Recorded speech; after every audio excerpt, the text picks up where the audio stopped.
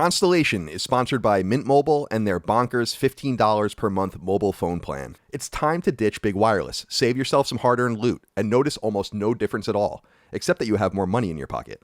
That's the beauty of Mint Mobile. To get your new unlimited wireless plan for just $15 a month and get the plan shipped to your door for free, go to mintmobile.com/con. That's mintmobile.com/con. Cut your wireless bill to $15 a month at mintmobile.com/con. Your wallet will be glad you did. Constellation, Last Stand Media's conversational podcast, is brought to you by you. If you want to learn how to support our podcast network, head to patreon.com/laststandmedia.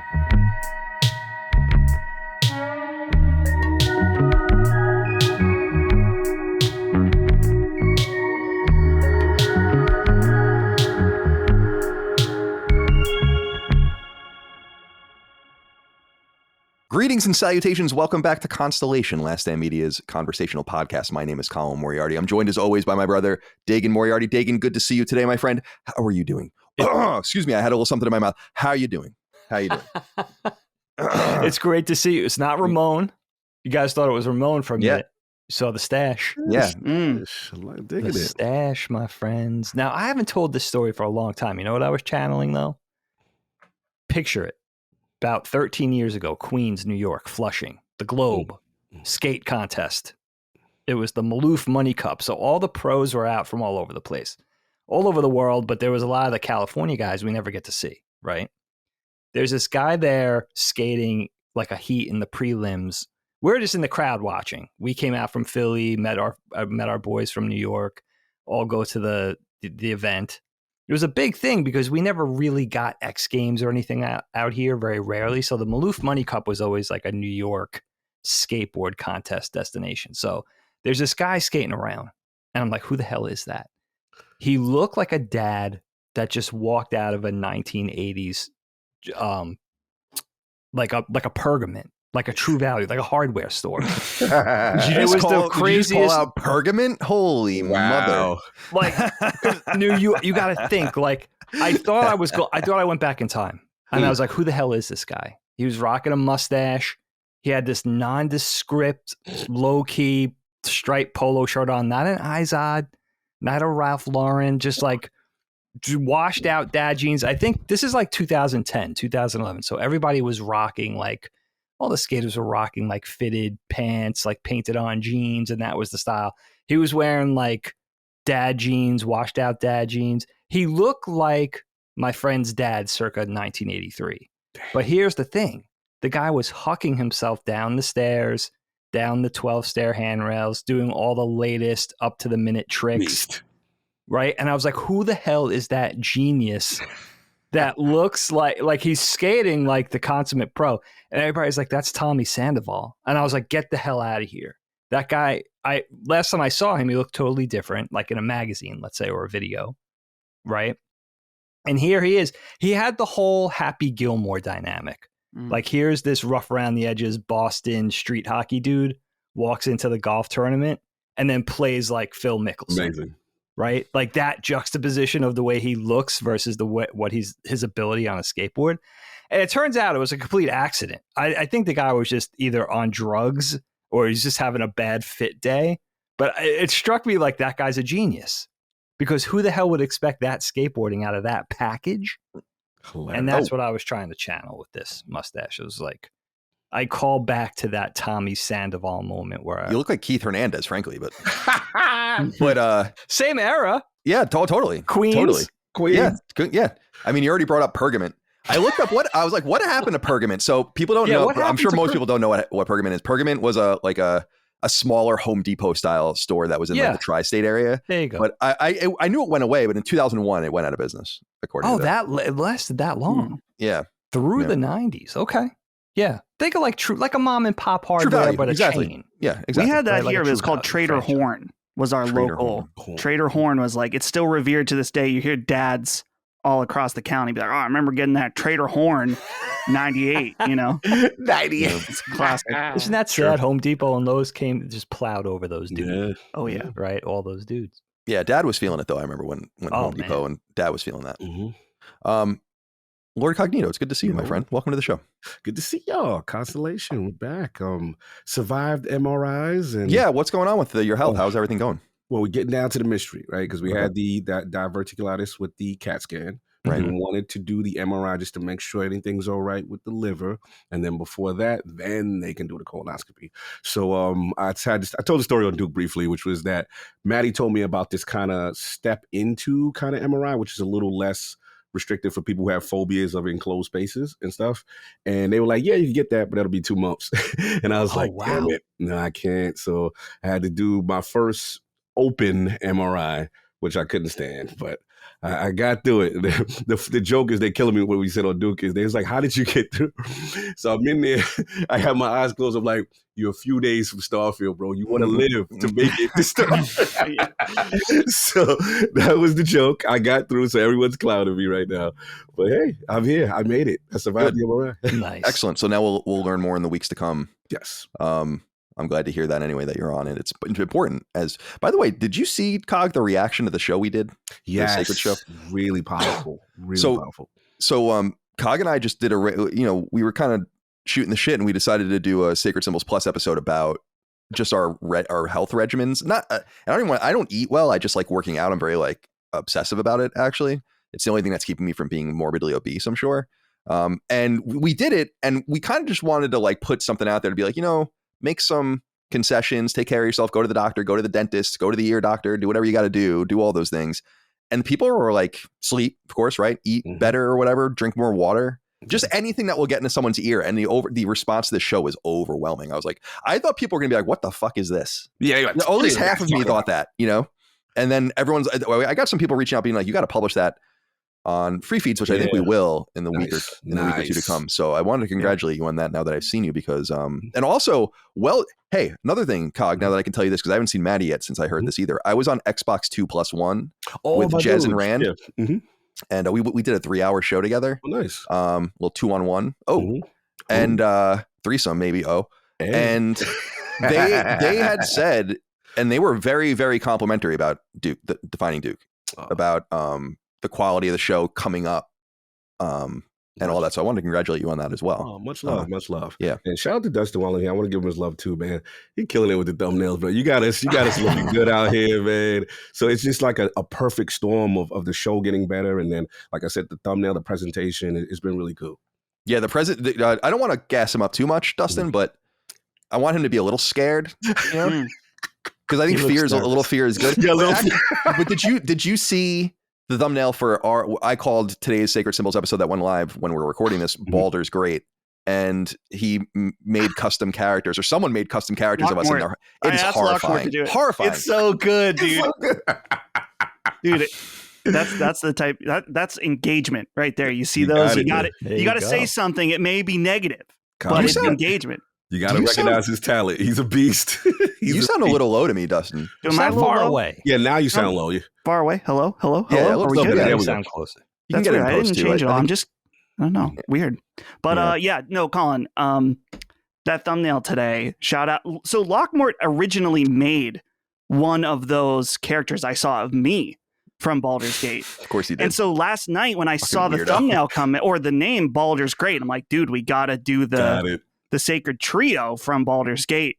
And I said, hey, like last night before bed, I said, hey, can you send me these? No rush. I know you just woke up some point. So I woke up to these images of the three of us. And I was like, oh, hell yeah. This is exactly what I wanted. So, well, we were talking about Dashboard Confessional, right? The band Dashboard Confessional, you and I. And so you'll see here, I'll show you my notes. Let me make sure there's nothing bad written on this. Okay. I write name ideas. And so I wrote, I don't know if you see it says Screaming Infidelities. Right here. Yes. Then it's crossed out. And because then I wrote Baldur's Great right there. And that's Baldur's Great. That's what you went through. Yeah. So because I was like, after that, I was like, oh, we got to call this Screaming Infidelities or something like that. But then I'll save that for another day. But Dustin, did you have more to say, my friend? More to say. I'm having a fantastic morning. So first of all, thumbnail, I was feeling high on that. People were, I always feel you're feeling yourself right now, huh? I'm feeling, dude, the thumbnails. Let him cook. I am so stressed before a thumbnail comes out because I'm always, I feel like there's a lot to live up to. Sometimes, you gotta please, And so I was happy that people liked it. And then we sold all of the Super Perils of Baking Special Edition, and I was mildly concerned. I was telling the boys here when you were getting your card, Colin, is that I'm pretty familiar with Shopify's backend now, but I knew I was like, okay, there's a possibility these are going to go fast. Everything's got to be right. I don't want 500 orders, all wrong. Like the weight's wrong, and then everyone's shipping screwed up. But as far as I could tell, everything went great. So yeah, everything's good today. And it's just as far as, some other little random things. We talked a little bit about this on Sacred. I'm planning a trip to Japan right now. Japan. And very jelly. That's dope. I'm very excited. I gotta say, I've been learning just watching YouTube videos like things you should know before Japan. You go. There's some interesting things in there. Just learning some of the different, Does it tell you to be as racist as possible while you're there? Yeah. Oh yeah. Just fit that in there. They love racism. Some of the other sensibilities, though. Yeah. One thing I learned was it is very rude to walk and eat at the same time. Wow. If you pick up something at a convenience store, stand out front, eat it. Don't walk and eat it. In fact, they said to the point where maybe like an older guy or something will be like, "Hey, what are you doing?" I hate when people do that generally. I've talked about that. That was one of my pet peeves when we talked about the pet peeves is people walking and eating down the street. I'm like, can't you just wait until you get to where you're going? But here, can I give you a tip for my travels in Japan that I didn't? This must have been in your thing, but this is something that I forgot about multiple times on multiple trips. Do not hand them money or credit cards. You have to put it. Every store will have a tray at the counter. Oh, you put the money in the tray. You pick the tray up. You hand it to them like that. They take the money off. They take the tray, take the money off the tray or the card, and then they hand you the money in the tray back on it and hand it to you that way. I know this because they're pretty patient, and I'm sure some people wouldn't have a problem. But I went to some store in Akihabara, like off the beaten path, handed the dude like I don't know some yen note. He took it for me, put it on the tray, picked up the tray. And took it off the tray, like to try to show me how to do it. Yeah. So that's awesome. That's something that you have to keep in mind when you're there. Bowing. Bowing? Yeah. Well, dude, there's a lot of interesting aspects. Particularly, one of the big tips is you got to have cash all the time. It's one of the, in a world where all of our currency for the most part is digitally. Obviously, we still have cash in the US, but less and less people use it. In fact, we're a very cashless. There are places where totally cash free, but Japan, especially the further you get out from the city, you have to have actual cash on. You have to have yen because a lot of places just won't take it. They just don't take cards. So something important to keep in mind. But yeah, I'm getting very excited, a little scared, but by the time it comes around, I'll be ready to go. Oh, there's nothing to be scared of. Awesome. It's going to be awesome. Yeah. I would have been scared too, though, when I went there. Every time I went with people that were really familiar with it. Like one year I went with Jeremy Parish, who might as well be Japanese, right? Yeah. And the other year I went with like Caleb Lawson, who lived in Japan or whatever. So I always had someone who knew something about it, but I never went blind. Nice. Like I was always just following people, right? Like, oh, we're going here and we got to get on the train to go here and get your Suica card and do this. And I'm like, okay. And then I would just end up where they were going. I don't think I had an ounce of agency the entire time I was in that country. Yeah. Awesome. I'm not nervous about, the crime is so low. You practically can walk around like any time of day, nearly anywhere, and it's totally fine. It's just mainly am I going to get on the wrong train, end up, 20 miles out of town or something? I'd probably realize you're going to be good. It's going to be fun. People are really friendly, really nice. Mm-hmm. I remember I had a Japanese cab driver. I'm trying to remember the exact word. I was trying to get somewhere, and let's say it was Akihabara. It wasn't, but it was Maruhari, maybe something like that. And I was speaking. So I've said in the past that when I would go to events, like I would go to dinner with Shuhei or something like that, his secretary would send me a printout and say, like, just hand this to the cab driver and they'll tell you where you need to go. Yeah. But I didn't know. So I got into the back of this cab and I was like, Makuhari or something. And he was like, I was not saying it right though. He's like, Makuhari, like getting mad at me or whatever. I'm like, are we talking about the same thing? Like, where are we? So it's a little, it's a little crazy sometimes there, but people are generally very nice. It's clean as hell. You're going to have a great time. Yeah. You guys spend a lot of money at Akihabara, of course. Go get all your games. And nice. Oh, yeah, you got to go. And the ramen. I mean, of course.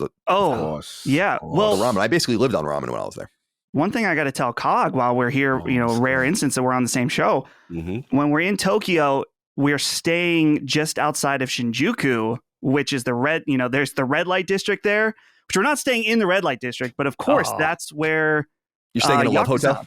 Yakuza. Dude, I was looking into some videos about love hotels because I was curious. I was like, some of these places are a little crazy. But so the story behind those, right? I think I'm right about this. Is that because of the more traditional nature of society, that it's kind of accepted that young people will go to these places specifically to hook up with each other, right? Like what like isn't that the whole idea of like the so-called love hotel is like the child lives with the parent still, but goes to this place out of respect to be with their lover or something. That's the way it was explained to me when I was there. I don't know about that aspect. I do know that they are pay by the hour. Right. That's what I'm saying. Like you don't, Yeah, I think that's like kind of the kernel of it, but I could be wrong. Yeah. There's a guy on YouTube, two guys actually. The one is abroad in Japan, which is a British guy that lives in Japan, and the other one is this more anime focused guy, Sea Dog VA. But they had a video where they were going to the cheapest love hotels in Osaka, and even it's quite shocking. I mean, they've got condoms on the edge of the bed ready to go for you. A vibrator that has a plastic bag over it. Oh, that's just so gross. That's so. I was like, damn, this is wild. That's extra, dude. I would never. You are gonna have a great. It just got a little bag over it. A little clear bag. You're gonna have a great. I was just watching. Set them up like that. This is a full industry. I was just watching something on Vice. It's funny that you guys are bringing this up. There was one particular male escort. And he was saying he makes close to $1 million. He himself brings in close to $1 million USD a year. Like he makes $850,000 a year doing this. I guess legal. I mean, it's kind of known that the Yakuza runs all of Vice, at least in Tokyo. The Tokyo area. But it's so interesting, dude. And what's exciting too, Dust? If I'm not mistaken, they just recently opened back up to tourism too. So I think their attitude is going to be very. They haven't seen a white man like you in years, dude. Well, that's some of the stuff I'm hearing. It's actually a problem. There's too much tourism to the point where they have the Japan rail card, which is a few $100s, but it lets you ride the bullet trains anywhere in Japan. Oh wow, yeah. But apparently they're increasing the price by like 60% or something insane because it's just they have so many. Tourists. Colin and I were talking about the Suica card, which is basically a cash card that you use. They are out of the NFC chips in them. So there's like a shortage going on. And I'm assuming that's due to the tourism right now is that there's just so many people that wanted to go pent up for 2.5 years, 3 years. And so now I'm sure I'll be one of many, white people looking for anime stuff there. I'll be one of they're going to love it. Yeah. They're going to love it. Get a mobile hotspot. Obviously, you're gonna want to do that. Oh, that's right. big. Yeah, we're trying to figure that out because I saw that sometimes the phone plan is not that bad. It's like $10 a day. Yeah, I always just use your phone. Yeah, I don't know. I just don't. It's my own experience. Like I don't need to be talking to anyone or have voice. I really just want to access the internet. And I guess you would have iMessage too. And otherwise, I don't know. You're gonna learn more about Japan in a few days than I did the entire time I was there because I was literally just like a little child holding someone's belt the entire time I was there every time. But and watch. You're gonna have so much fun. Oh, by the way, the guy I like is Paolo in Tokyo. If you want to check that guy out, he's awesome. I love that. We've been watching a bunch of his videos, like a ton. Paolo in Tokyo. He does A Day in the Life, which is an awesome series. Did you watch any of those? I don't know if I've seen those ones. It's like a day in the life of a Japanese baker, a day in the life of a Japanese fisherman, a day in the life of someone at Square Enix, and it's awesome. It's totally super cool. It's like all about their corporate culture and their work culture and all these different things. They did one with Honda and one with it was really, really neat. That's like the shit I watch exclusively pretty much from his content. Okay. I think you'll enjoy those. Well, all right. Welcome everyone. It's good to see you guys. Good to gather this grouping of people. I'm here alone actually this weekend. Micah is in Massachusetts with her sister so that she can pick out her dress for the wedding. I have no real, and she's the same because Dad even asked me, Dag, like, oh, so like what color is your suit and all that? I'm like, don't worry about it. Just like wear whatever you want. I don't care about that Freestyle. At all. Yeah, do whatever. I've been in weddings that are kind of like that. Like 2 of the weddings I was in as a groomsman, it was just like wear a gray suit, but not I've never gotten a matching suit since maybe you got married or Derek got married, which is our brother-in-law. That would have been the next year. Derek. When our sister, I've said this story before, but I love it because I think about it every time our sister Dana gets married. It's fucking hysterical. Is that when Dana and Derek got married in 2003, Dagan and I were in Derek's wedding party amongst others. Our little cousin Junior was walking down the Catholic church, like the austere Catholic church with the host, and tripped and fell and dropped all of it. And Dagan and I started hysterically laughing. Oh, yeah, I did the laugh. Yeah. We were like standing up there and everyone was trying to be like, and Dagan and I were just, and then I remember Dana pointing at us to Derek but not in an angry being like, look at my brothers or whatever. Because do you remember that, Dig? I like do. How funny that was? That was the best.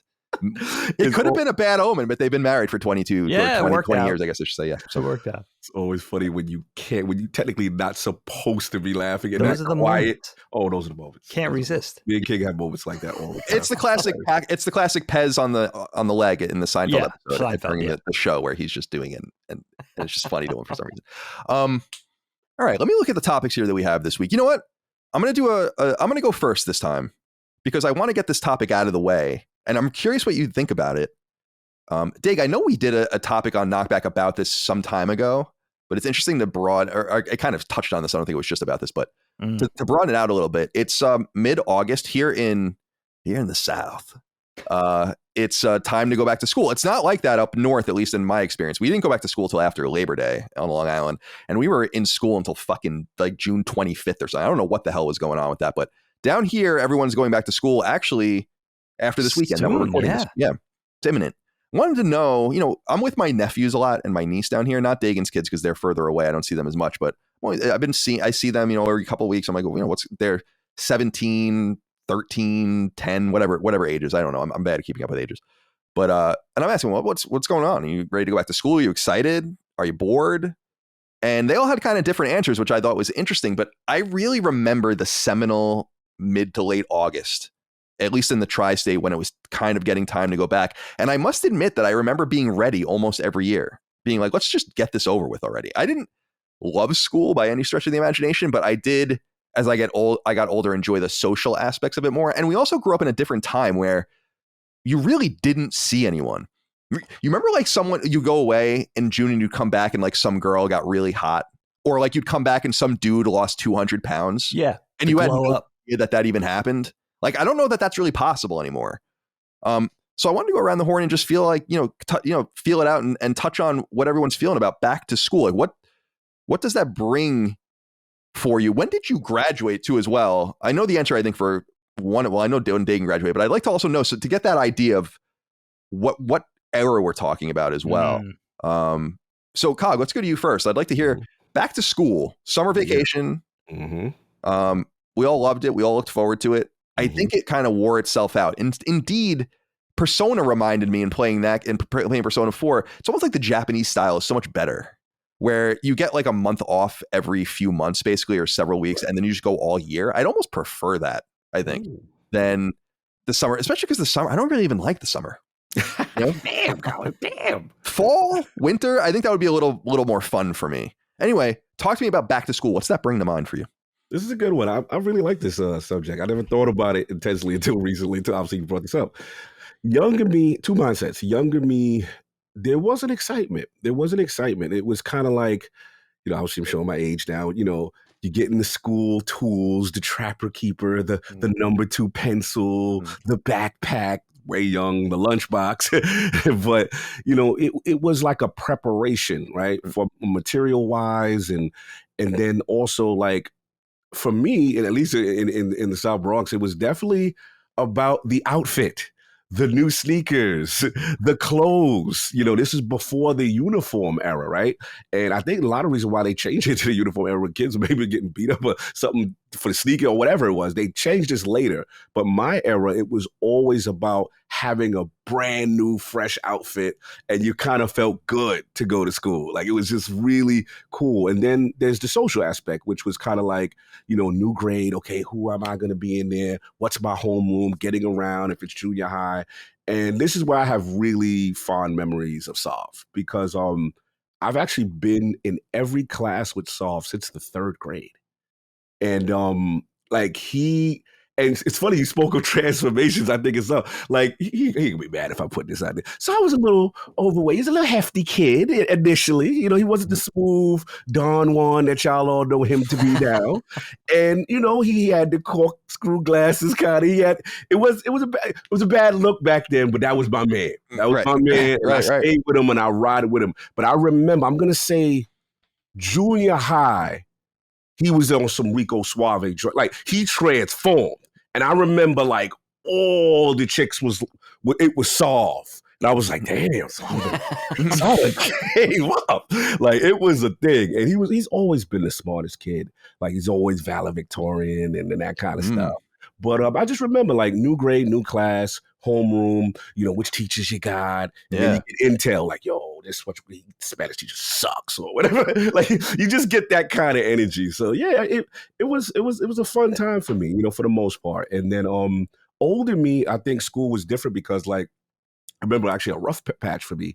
This is obviously my career is kind of IT and did computer science for a little bit. And then I think this was like right before one of the major, I think we had that major hurricane. I think it was Sandy. It was like right before Sandy. It was a tough time in the IT industry.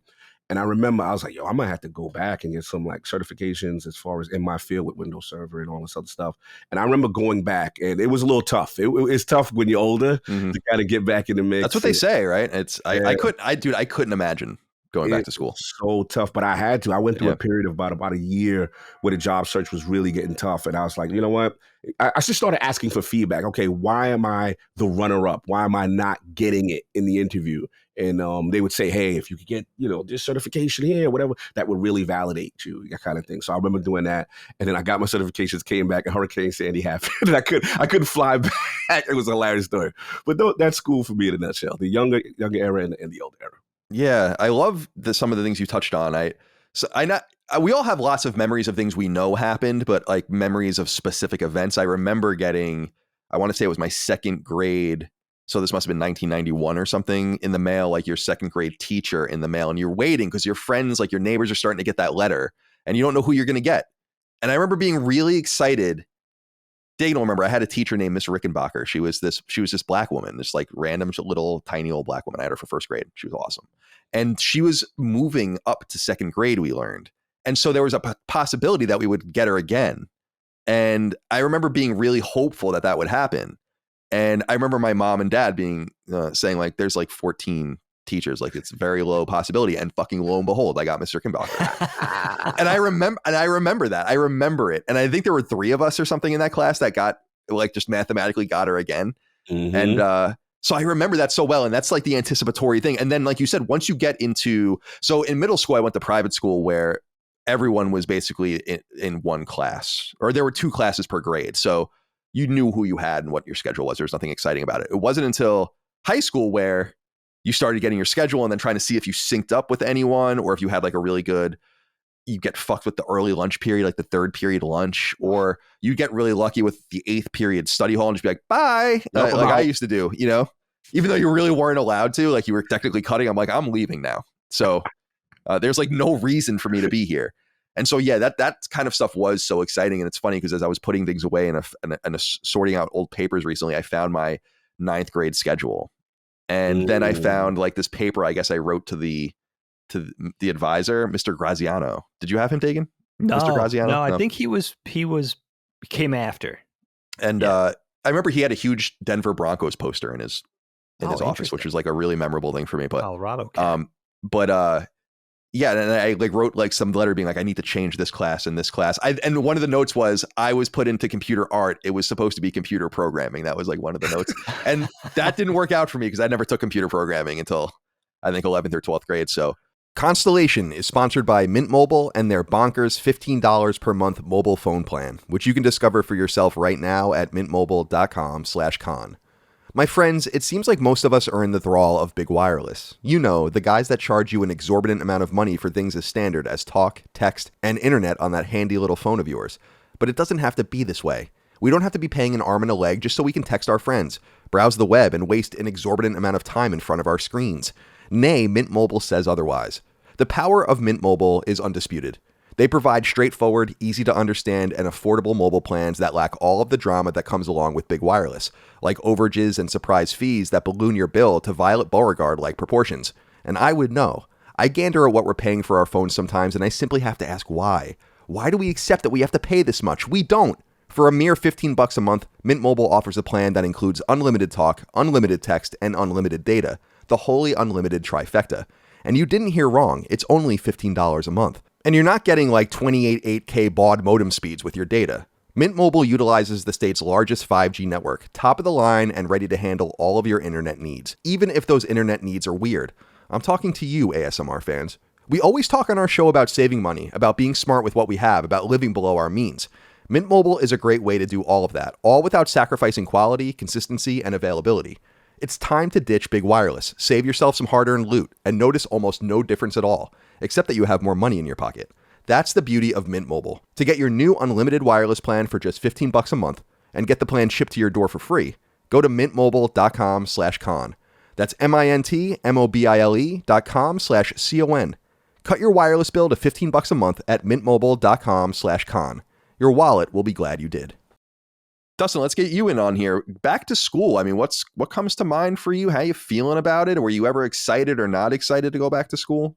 Yeah, I was always kind of neutral about it because I really, really enjoyed my summers, going on different trips and hanging out with my friends. We'd hang out all the time. Like, you can have a sleepover on a Wednesday night, stuff like that. So when it came time to go back to school, it was always mixed feelings, disappointment that this time is over, but excited about the potential for new things to come, of course. And so I always think about those first few days of school, also extremely mixed feelings, particularly in high school, because you know what your schedule is, but you don't really know who else is in it unless you've already talked to your one friend and tried to figure out where you sync up. So it's almost like every class you get in and you're like rolling the dice and you're like, oh, I hope that at least someone I know is in this class. And particularly for me, just because I was always, I wouldn't consider myself like super shy and awkward, but I wasn't necessarily the outgoing person that was like, oh, it's easy for me to go and make friends. So that was always the stressful part. And Colin, I'm glad you brought up the lunch factor, because that was the most important aspect. And dude, those early lunches, if you have an early lunch, your day is going to be an eternity, without a doubt. Oh, it sucked, dude. I couldn't even believe they had lunch so early sometimes. Yeah. Like, what? Third period or something? Like, come Yeah. on, man. I remember, I think it was my 11th grade year, I was in the lunchroom at 10:40 is when my lunch started. And I was like, this sucks. So luckily it wasn't as bad the following year. But so there's that anxiety about the social part of your first few classes or whatever. But I also remember too, like, you sign up for electives or something like that, and you get in, and within, you can kind of tell just like immediately in that first day, you're like, oh no, what if I should not have signed up for this class? And so luckily, at least where I went to school, you could still change some things around in the first few days. If you did it, I think you had like 3 or 4 days where you could, if there was another available class that has a spot for you, you could change around. And so I remember doing that a few times. Like I had like I think it was like a computer music composition class. And I remember starting and being like, I am so far behind. I don't even know why they let me in this class. So just like quickly getting out of that as soon as possible. But yeah, I think it got more exciting for me, the idea of going back to school. My 11th and 12th grade years were my absolute best years at school, for sure. And a lot of that was just because, and I know the audience knows some of this already, but I was really involved with the TV production, like the morning announcements, the studio at school. And so it was exciting. It's like, all right, yeah, we're going to go back and get to work and figure out like what our different features are going to be throughout the year and figure out what the different teams are. And it was really exciting. And I had a really, really great teacher that I still keep in touch with, who really nurtured me over those years, showed me how to use Premiere, which is still the program I'm using multiple times a day in order to, survive like that skill set. So yeah, going back to school, it's it's I think about kids now sometimes, like, you know, are they excited? Is it different now, like you said, Colin, with people being in touch all the time over phones and stuff? Because I remember, dude, It must be. Yeah. I graduated in 2012, so we all had Facebook by that point. Because I remember Facebook was new when I was in junior high. And it was mostly people were on MySpace when I was in 7th grade, but it was over that transition from 2007 to like 2009 where people were getting Facebook. So we kind of had connection with some people, but there's a lot of those friends you had that were friends you had at school, but not really outside of school. And so it was like, oh, I'm friends with this person. I didn't see them for 3 months. I care about them, but not enough to see them in the summer. You know, something like that. And so Totally. catching up with those people was always good. So It's always interesting entering those people's orbits outside of school as well, like slowly integrating yourself, going to a random birthday party that's kind of outside that comfort zone. Or I remember that as well. Kind of testing the waters to see if you would get a new permanent friend in some way. Yeah. And, it didn't often, as I got older, it didn't often go like that. The other thing I wanted to say, Dave, pitching it over to you is, and Cog touched on this especially, is the clothes. Oh, and I gotta say, there's a couple things. To mom and dad's credit, first of all, I didn't really realize how little they were spending on clothing for me. And I don't mean that as an insult necessarily. They had 4 kids to clothe, but I remember never really feeling like I needed clothes, and I don't care about clothes. I talk about that all the time. I just don't care. I didn't care when I was a kid.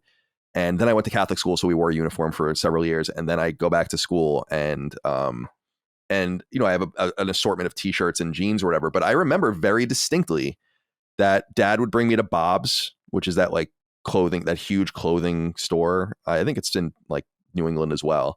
And he would be like, "You have like $200 or $250 to spend."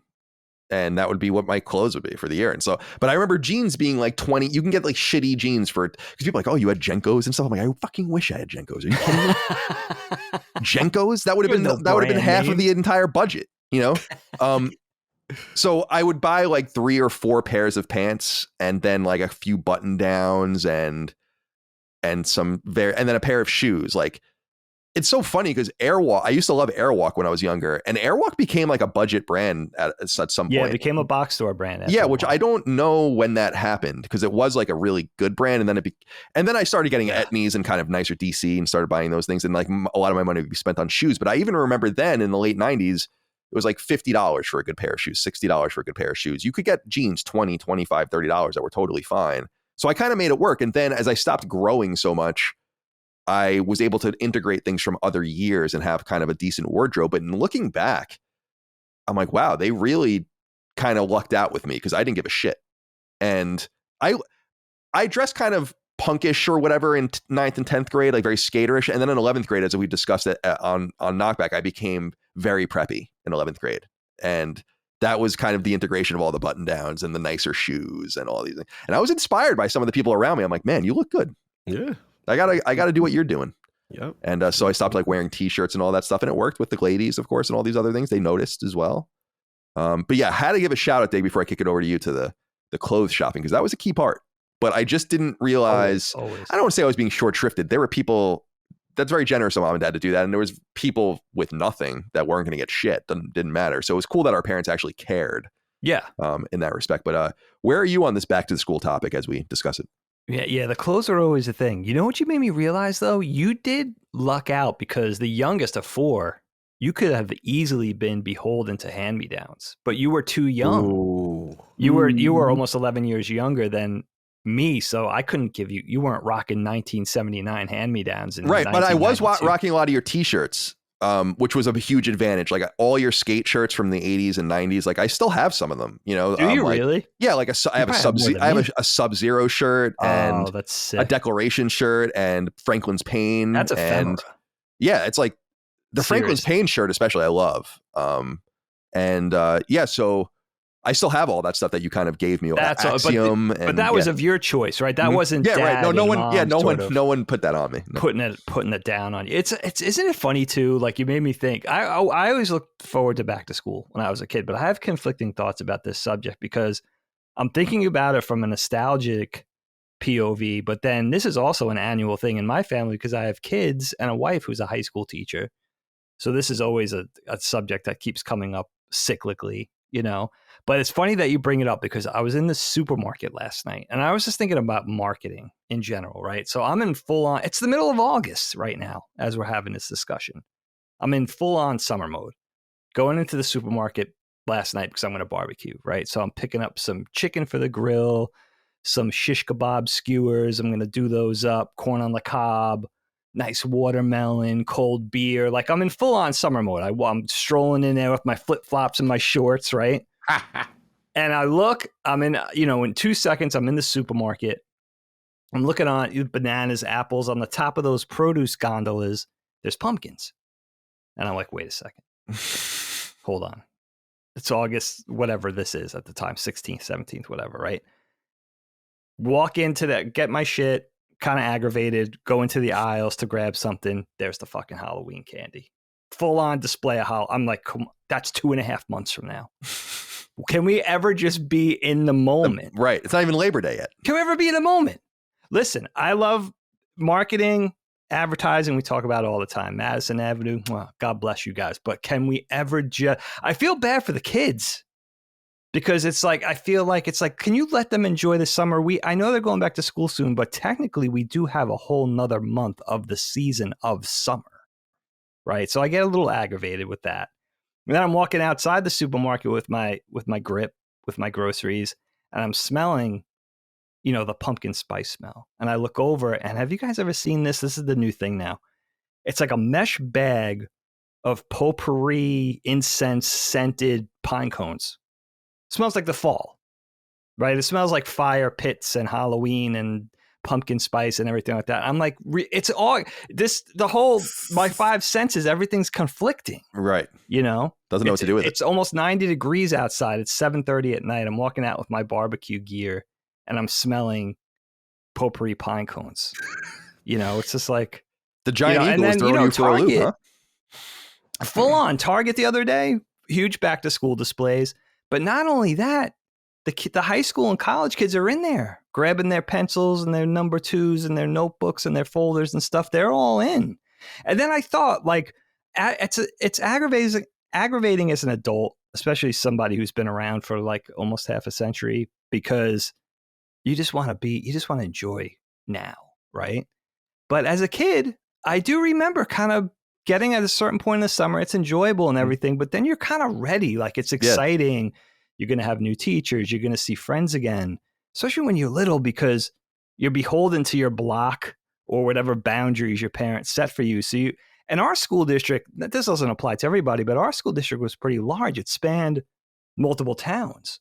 So we didn't see a lot of kids unless it was the full-fledged school year. Unless it was our best of friends or our immediate neighbors, we didn't see a lot of people. So it was exciting to see everyone again. And then, you got the fresh kicks.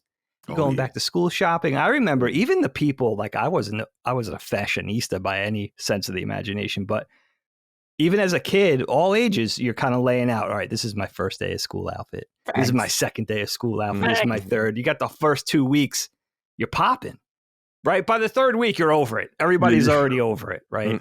And I love the strategy too of like, you had to have the tops. You have to have the shirts. You could have 3 pairs of pants. Nobody's going to notice that. But it was all about the tops. Totally. You know what's up. I loved being self-aware too of in the moment in high school being like, this is everyone's A game. Oh. Like this is everyone right now is at their A game right now. This is how they want. It's never going to get any better than that. Right, exactly. This is how everyone wants to be seen.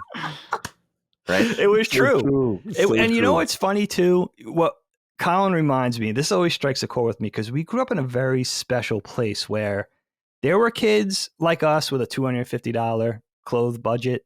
There were kids with probably a $10,000 clothes budget, and there was kids with a 0 clothes budget. And we saw every walk of life, and that was always interesting too. And I, even as a kid, responding to that, like, oh, that cat was like rocking that pair of shoes like in 3rd grade, we're in 6th grade, like that. And then kids that like had the most up to the minute shit. I feel like there were kids so rich in our school. It always struck me that they went to public school, first of all. But second of all, their parents didn't want. No, wait, hold on. Their parents didn't want to drive them to St. Anthony's or something. There was no options for them. You know, it was too far away. It wasn't so easy back then. It was too far away. I think that had a lot to do with why we had a lot of rich kids at our school. Yeah, that is true. We were far removed from certainly the boroughs, but even Nassau County and stuff, that was just too far. Yeah, like Chaminade and stuff, like you couldn't do any of that. No. Yeah, very rarely did you see somebody from. Anyway, go ahead. I'm sorry I interrupted. Suffolk. No, but that's definitely a good point. But there were cats, boys and girls, that I feel like they didn't even wear that Benetton shirt twice. Like that was a one and done, like that wealthy. And that, you know, that always kind of spurned up a lot of like envy as a kid. It was like, oh, I wish I could, especially when you get older. It's like, I wish I could look like that, you know? But I was laughing to myself, and I know I'm going to jinx myself here because now our youngest is going into junior high school.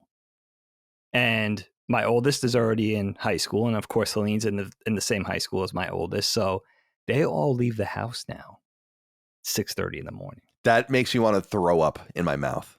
Oh, it's so, I don't know how Graydon's going to adjust to this, because I couldn't get him out of bed last year at 8 to make the 8:45 bus. He's got to get up at 6 now. I'll let you guys know. Why does he have to leave so early? What is going on? It's not good. That's horrifying. Because I know there was this argument. I always used to wonder that. I'm like, well, why are we in school right now? It's 8:10 in the morning. And they would be like, you got to prepare for the real world. I'm like, no one's in an office right now. What the fuck are you talking about? Dude, the real world is changing. This is exactly what you're saying plays into exactly what I'm going to say here. And I'm half joking, but I'm half not joking. I get to sleep as late as I want now. I work remotely, oftentimes for West Coast companies. If I'm waking up at 10, that's early. I'll see you at like 10:45, 11 o'clock. Because I could do it now. I don't have to put anybody on the bus. I don't get out of bed until noon. I don't get out of bed till noon. I'm pulling the page out of your book. I love that. No, I love it, dude. I earned it. Can I ask you this? We can even go around the horn about this if we want, but I have this consternation with Mom. Right, I'm going to see her tomorrow actually for lunch, and I'll make sure to let her know. Oh, that's cool. Fun of her on the show. Telling me that. And she's always like, you got to get your schedule in order. You know, like you got to get up and do. And I'm like, why? Like, can you really explain to me why you feel that way? I would understand if I was like late to work. When I worked in an office, I would get up at 7 a.m. and work out. That's a different thing. That's what you have to do. And then I would go to. I would actually be asleep at like 11. It's like unthinkable, right? But there's nothing better than not waking up to an alarm, and there's nothing better than just going to bed when you want. And I'll make the sacrifices that are necessary in between. That's why, dude, you'll find this funny today. I had to talk to a lawyer today about some stuff that we need to do for the business or whatever. And I had in my calendar, like lawyer call, and then in all capital letters, unmute your phone. And then I still forgot to unmute it. So by 12:05, I'm like, this guy didn't call me. And I'm like, oh, fuck, he did call me. And then I had to call him back. And I got up only at that time just to make sure I was up for that call. And then he was even like, what time you want to call? Like 9, 10. I'm like, like noon, 1, 2, you know? And I like getting things done in that, I don't like putting things off too much. For instance, here in the South, and it's like this way further south than me, people, and I think I was making people laugh on one of the shows where like people literally start mowing their lawn at like 8 o'clock at night. Because it's so hot that you have to wait. And I don't like putting things. I always just mow the lawn in the middle. I told you that one of my neighbors was like, "You're not supposed to be out here right now doing this." Like earnestly, and I'm like, I got to get it done because I can't let these things linger. Right? I like getting up and like being with the dogs and hanging out. I don't eat breakfast. I don't eat for many hours when I get up, and then I just brush my teeth, go outside, see what's happening, and then I just get right into my work, get that shit done, and then I have my day after that. Yeah, I like and that. I feel like a lot of people want you to adjust your day to some structure that like capitalism has forced them to undertake. And I'm like, I'm not beholden to that. Yeah, Mom doesn't realize that's Mom? It's old school. Not everybody needs to. A lot of people do, right? Mm-hmm. If you're in a brick and mortar, you're in an office, you work retail, you're in a supermarket, serving food, whatever, you got to be at the place at the time. But so many of us don't need to do that anymore. This is exactly what's going to happen. Now that I finally have the opportunity, listen, I made my bones, right? I had two kids. They were little ones. We did all. You the literally things. made some bones because they were kids that were brought out from you. You made the bone with the we bone. made their bones. Oh. Sorry, Go Dagan. on. But listen, That was uncalled for. I liked it. Why Good. not? Why not? But listen, what's going to happen now? I finally have. We did the whole thing of all ages. We woke up in the middle of the night, changed diapers. We put them on the bus. We took them to preschool. We got up early. We dealt with the thing of them being little. Now they're 13 and 16, right? I get to kind of enjoy the benefits of having older kids now. Here's what's going to happen. The week before I have to start, before they go back to school, let's say they go back late this year. So after Labor Day, I'm going to get the call. Nickelodeon, somebody's going to call and say, you want to work on the show? Yeah, great. That sounds wonderful. Okay. We'll see you at 50th and Broadway on September 7th. And I'm going to be like, what? And I'm going to have to start commuting again to New York. That's what's going to happen. Understand. I'm going to be waking up earlier than them. Let me cut in here real quick. Yeah. Dagan this needs to be underlined. This was a point of great frustration for me when I was younger. I'm like, what are you doing? Dagan lives in the suburban actually like an hour outside of Philadelphia now in like a more rural area. Yes. Would drive to Trenton. Yeah. Get on a train, go to New York City. Yeah. 3 hours. Work, then go back on the train, then drive from Trenton back to the suburbs of Philly. Wow. 6-hour commute. And I would just be like, you could. Wow. For years. Until like 3 years ago, I did it. Wow, that's crazy. And I graduated in 98. Now, I lived in LA for a little while. I lived in New England for a little while. But from about 2000 through 3 years ago, that's mostly what I did. Consistently? 5 days a week for like years, Cog. And then eventually, probably around the time when when Lilia was young, I tapered it down to 3 days a week. Jesus. I was doing at least 3 days a week until like 3 years ago. Right before COVID, I stopped. And the refrain would be like, move to Long Island. Move to Long Island. But you were very it got to the point where it was, you know what, the one thing I lament, I've mentioned this before, I wasted so much time on that commute, just reading papers or playing like Advanced SP or whatever the hell I was doing. I could have got my PhD. Honestly, like I could have written a treatment. I could have worked on my own stuff. Like I could have done a million things. That's like a supervillain origin story. You know that, right? Like a 3-hour one-way commute. Dude, if I was on a Muni, the San Francisco subway, if I was on the Muni for more than 45 minutes going to work, I was about to fucking explode. 45 minutes in total anger, because I was like, why is this taking so long? Why are you going so slow? Why is this so Soviet? This like whole 70s and 60s rigmarole they got going on there. Love it. I'm glad that you're out of that. Never go back to that. That's insanity. You can never. I was making this argument to Michael Mumbauer and John Garvin when I talked to them recently, the ex-Sony guys, when I had them on a podcast, where I was saying that we were talking about working from home and like the making games from working from home and how it all works. And I'm like, my opinion is that the highest talent people are going to filter out because they can get any job they want and they're going to go to the work from home places. And the places that are going to force you to go in are going to be inherently of an average lesser talent, because why would anyone that could write their own way ever want to walk into an office ever again? That's a reasonable theory, man. And by the way, like by the time I stopped doing it, it was almost $100 a day just to commute. So that included, the New Jersey Transit, the subways, getting up and, getting a little bit uptown, parking garage in Trenton, the whole thing. It was $100 a day. Jesus. Yeah. And all the factors along the way that could limit the commute. Like that's my God. There was a period of time where Jersey Transit was so unreliable that I had to put in a 50% odds that I wouldn't make it on time. The train would break down either going there or coming home. Insane. Like there was even odds that or somebody, there was a period of time where a lot of people were jumping on the tracks. It was great.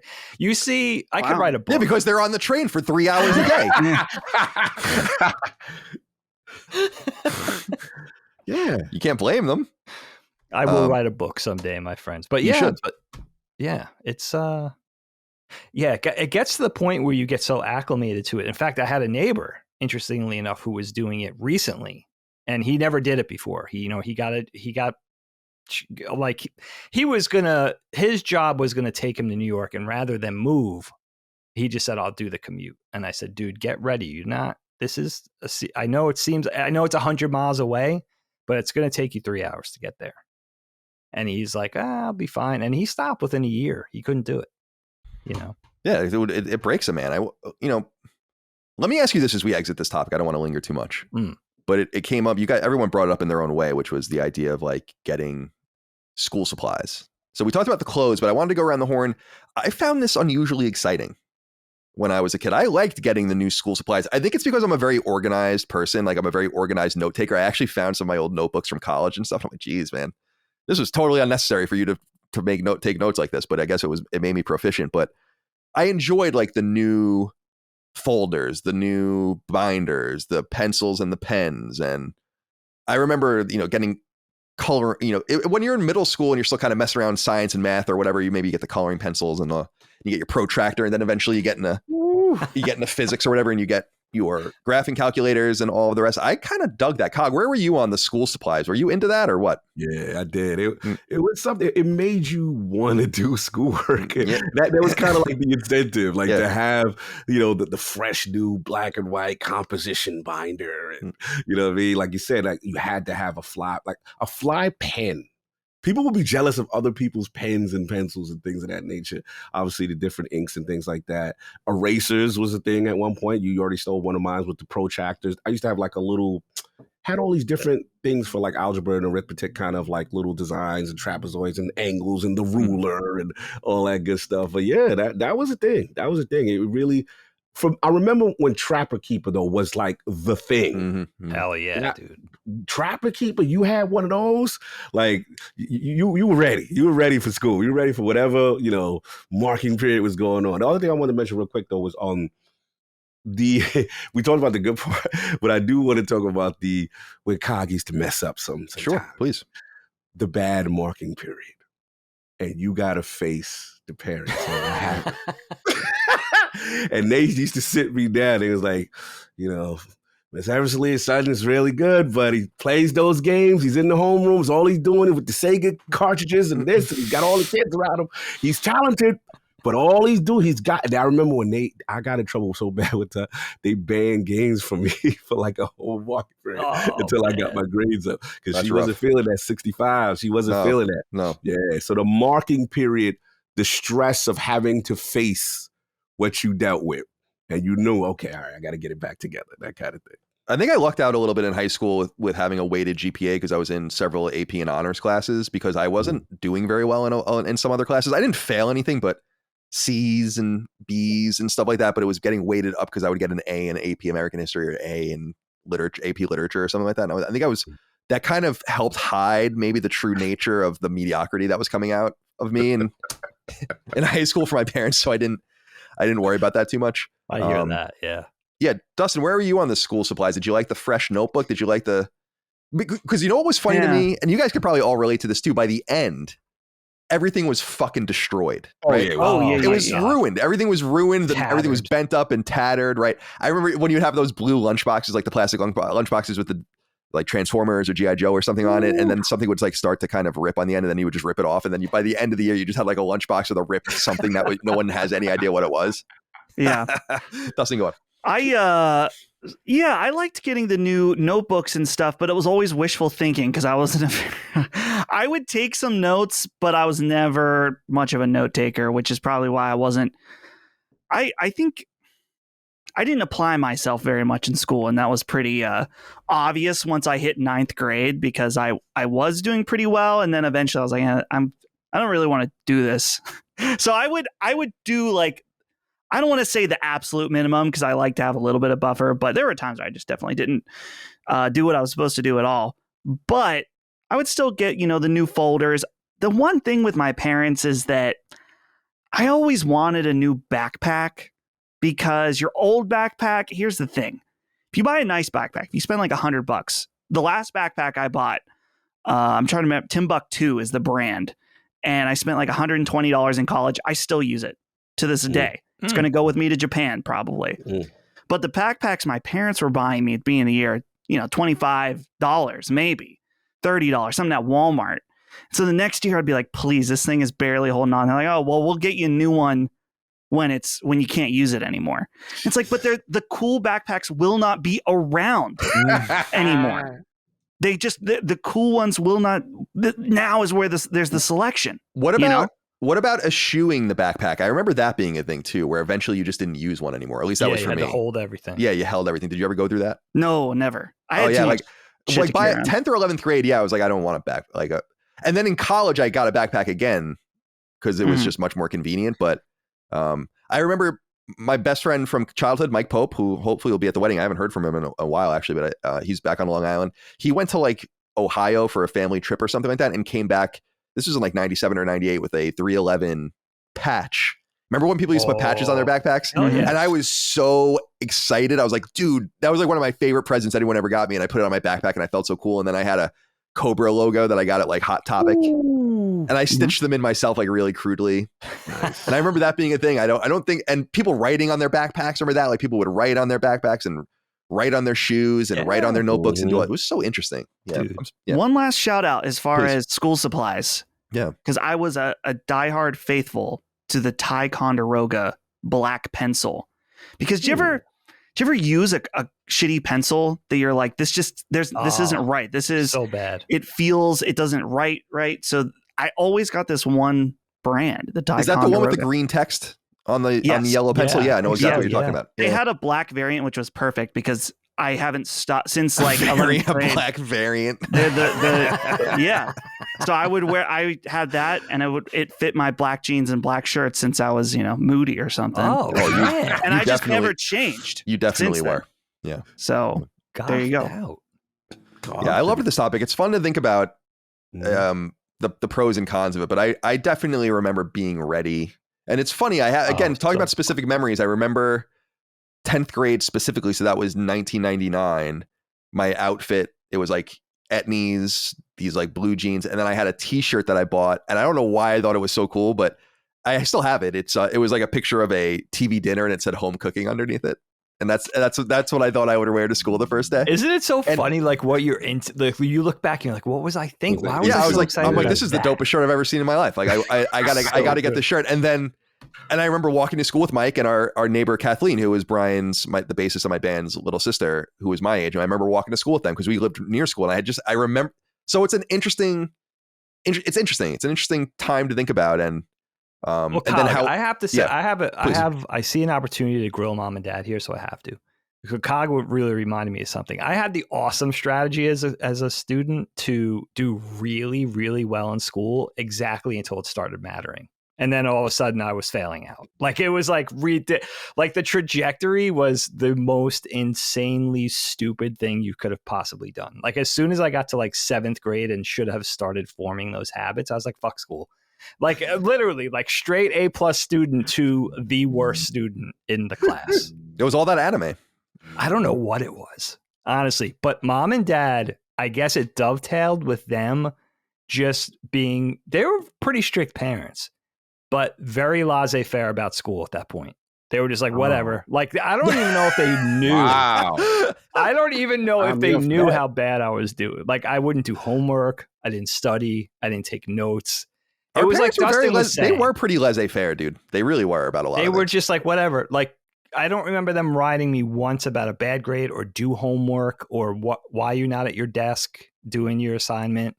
Never. I mean, I just continued to plummet until I had to realize, like around 10th or 11th grade, like if I get a certain amount of Fs, I'm going to have to go to summer school. That's what scared me straight into at least doing well enough to get to the next grade. And then I had a crisis as a senior that I thought I was going to fail out of gym because we cut so much. And I was like, you're not going to walk with your class. I would have to scare myself. It wasn't mom and dad saying it.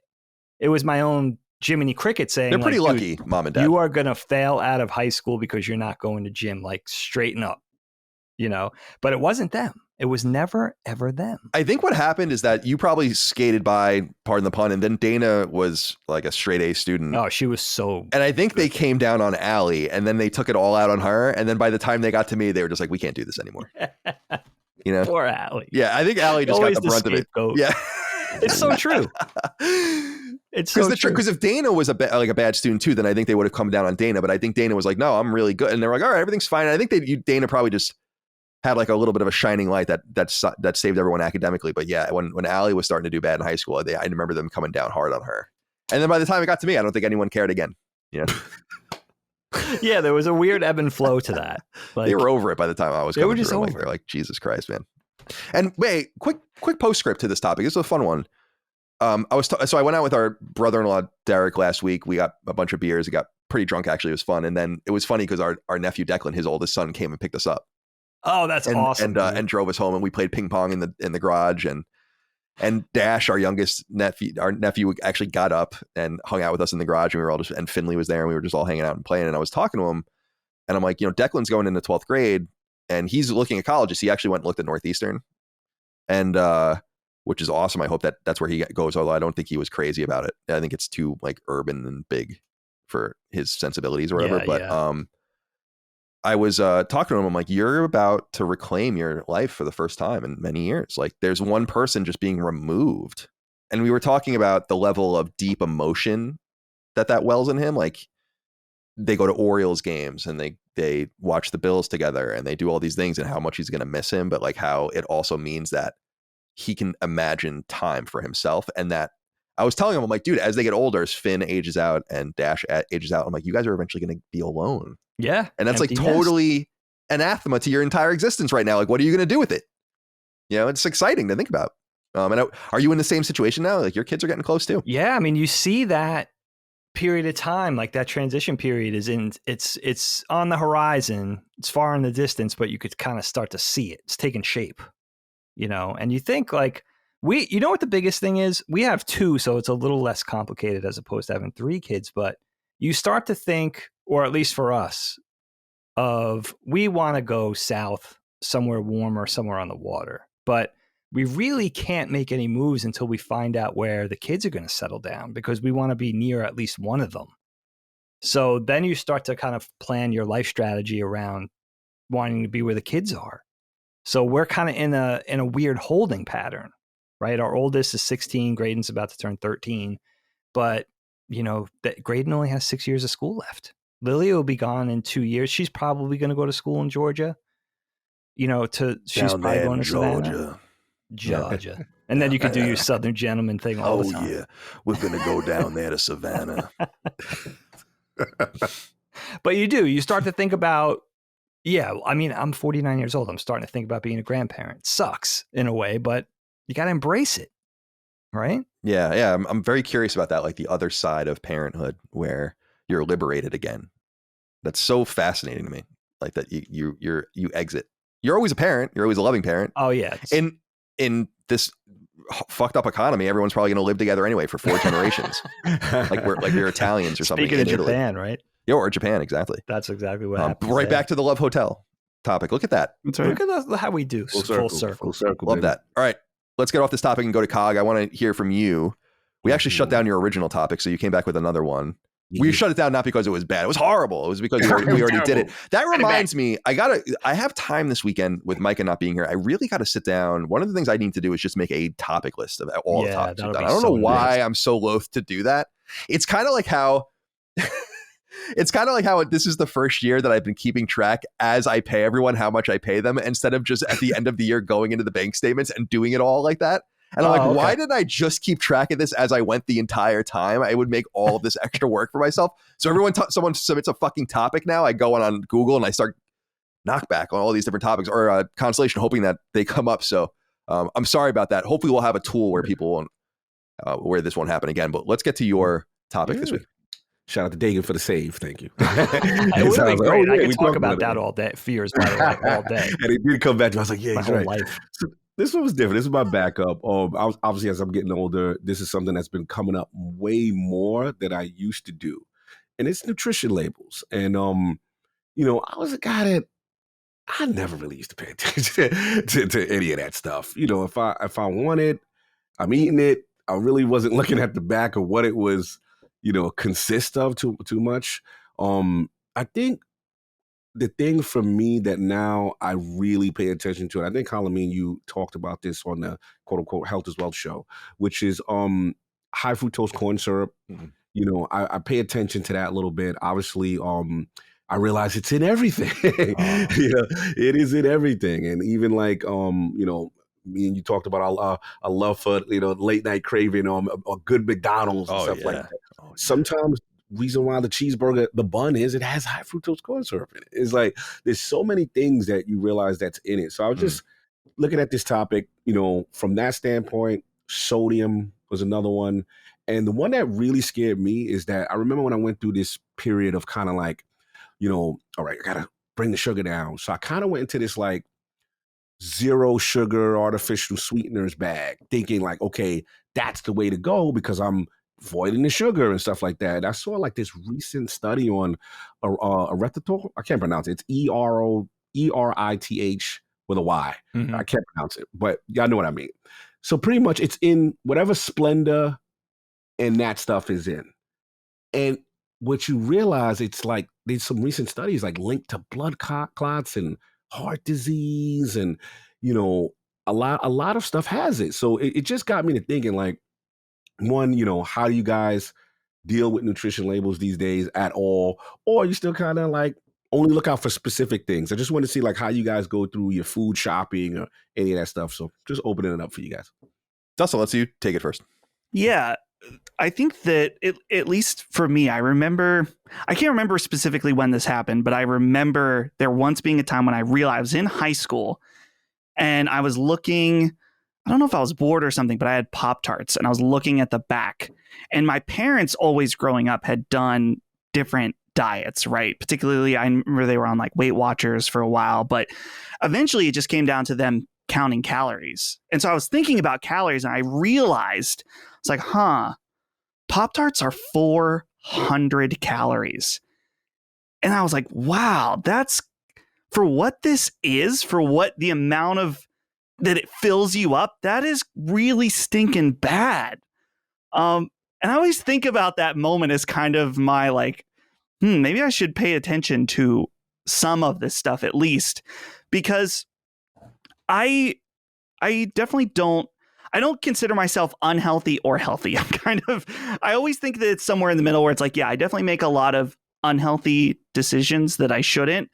But at the same time, I've tried to just make certain decisions in order to kind of just maintain in some ways. So like specifically realizing how many calories and how much sugar is just in regular pop or soda, and just be like, okay, we can't have that at home. Like I just can't have Coke or Pepsi or whatever, just full flavor at home, because part of me knows my lack of self-control. Mm-hmm. So it's like you can almost have self-control by just avoiding situations, right? Preach. So not buying a 12-pack. You know, maybe every once in a while, yeah, I'm going to get, dude, a Dr. Pepper, Colin's favorite, getting a single 20-ounce Dr. Pepper every once in a while. You know what? I'm going to do that. But at home, I'm going to stick to either diet or water, tea, coffee, stuff like that.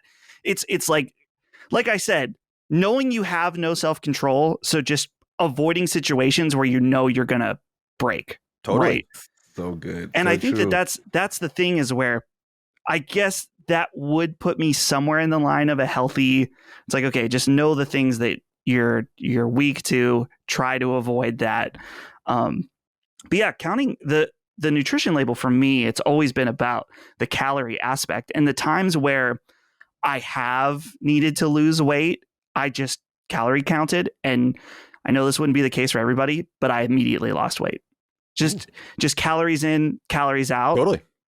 And that's it.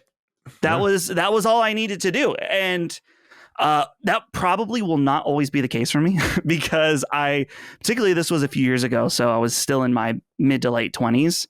And so there's eventually going to be a time where it's like, yeah, it's probably not going to work for me, and I'll tackle that when I need to. But yeah, it's counting the calories using the app that I did use at the time, which when I returned to the app recently, it was really annoying and had a lot of ads, and you had to pay for a bunch of features was MyFitnessPal. Have you guys heard of that before?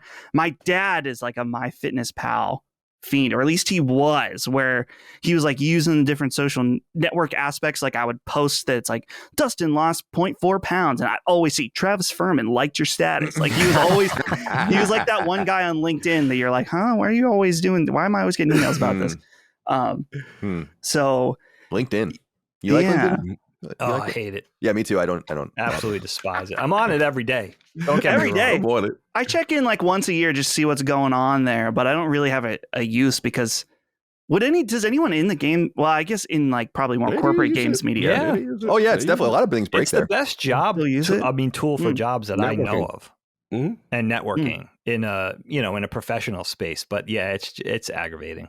Yeah, I get so jealous of people on there. Like, congratulate! So he just got, he's now creative director at Sony Pictures Animations. Yeah, I can't even find a job. What am I doing wrong? That's like LinkedIn's like that's what I come away with anyway. Yeah, LinkedIn is. I remember. The only reason I have a LinkedIn I remember very clearly is that the old CEO, this guy named Roy Bahat, that was the CEO of IGN before. He was the guy that kind of organized selling IGN, or bringing IGN independent from Fox. So IGN sold itself to Fox in 2005 and bought itself back, basically, at a reduced rate, and then sold itself again to Ziff Davis. And that all happened while I was there. And now they're still with Ziff Davis. But I remember him. I respected him, and I do respect him. He was a nice guy, and I was very, very interested in him. He was just a very intriguing person. I remember him telling me, I don't know what it was about, but he's like, I would never hire someone that didn't have a LinkedIn profile. Interesting. Yeah. Wow. And this was in probably 2010, 2011. And I was like, oh shit. And so I went maybe 2012, something like that. And I went and made one. And that's like literally the only reason I have a LinkedIn profile. And I try to keep it. It is very controlled and very professional. Yeah. Compared to other social media. Oh yeah. It doesn't pop off at all. That would be so weird to do that on LinkedIn. On LinkedIn. Yeah. There's something inherent about it. It's you. It's your job. It's your job. It's like it's like your profession and your career and all of these things. So, but yeah. Okay. So yeah. One interesting. last thing I'll say. Yeah. I'm sorry, Dustin, please. Cut you off. Just one last thing. And I'll whoever wants to go next, maybe this is a good segue, but as an adult, looking at nutrition labels is also surprising just because you realize some of the things you ate as a kid are just trash and you ate them all the time. I had this just recently. I was talking to Holly about this one particular cereal and she surprised me when she went to the grocery store. She's like, I know you're talking about it, but I got you a box of Cinnamon Toast Crunch. I loved that as a kid. And this is one of those things like, Coke or Pepsi or whatever. I don't really buy any kind of cereal for the house because I'm the type that I'm like, it's 11:30. Why not? Cereal is the ultimate late night food. So I just don't keep it around. But I was like, damn, this Cinnamon Toast Crunch is so fucking bad. This has like so good though. It's so good. It is so damn. I enjoyed that box. I'm clean for a little. I'm going to stay clean for a few years on the Cinnamon Toast Crunch. But everything in moderation, my friend. Yeah, but damn, it was good.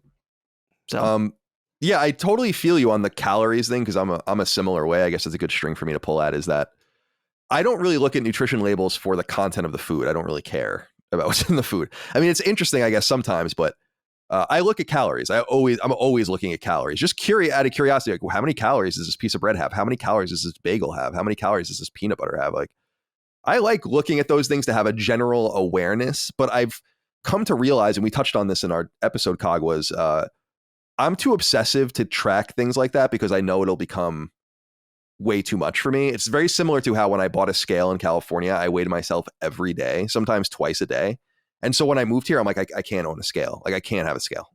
It's not what it's about. I'm going to see how my clothes fit and that'll be fine. Oh, that's fine. And I'm going to just make the right choices and try to do the right thing without obsessing over my weight in this way. And so I feel like the tracking apps would feed that similar obsessiveness that I don't want to get into, because then I think it becomes like, what I know for a fact is if I let the obsessive part of my brain get into the nutritional aspects of my life, I would cut down, no doubt about it. It just like it'll just probably be really bad, and I'll become very militant about it. And so instead I've chosen to become more, let's say, militant about working out, where that's like, Colin, you are a lazy fucking asshole if you didn't work out today for an hour, like that kind of thing. The food, I try to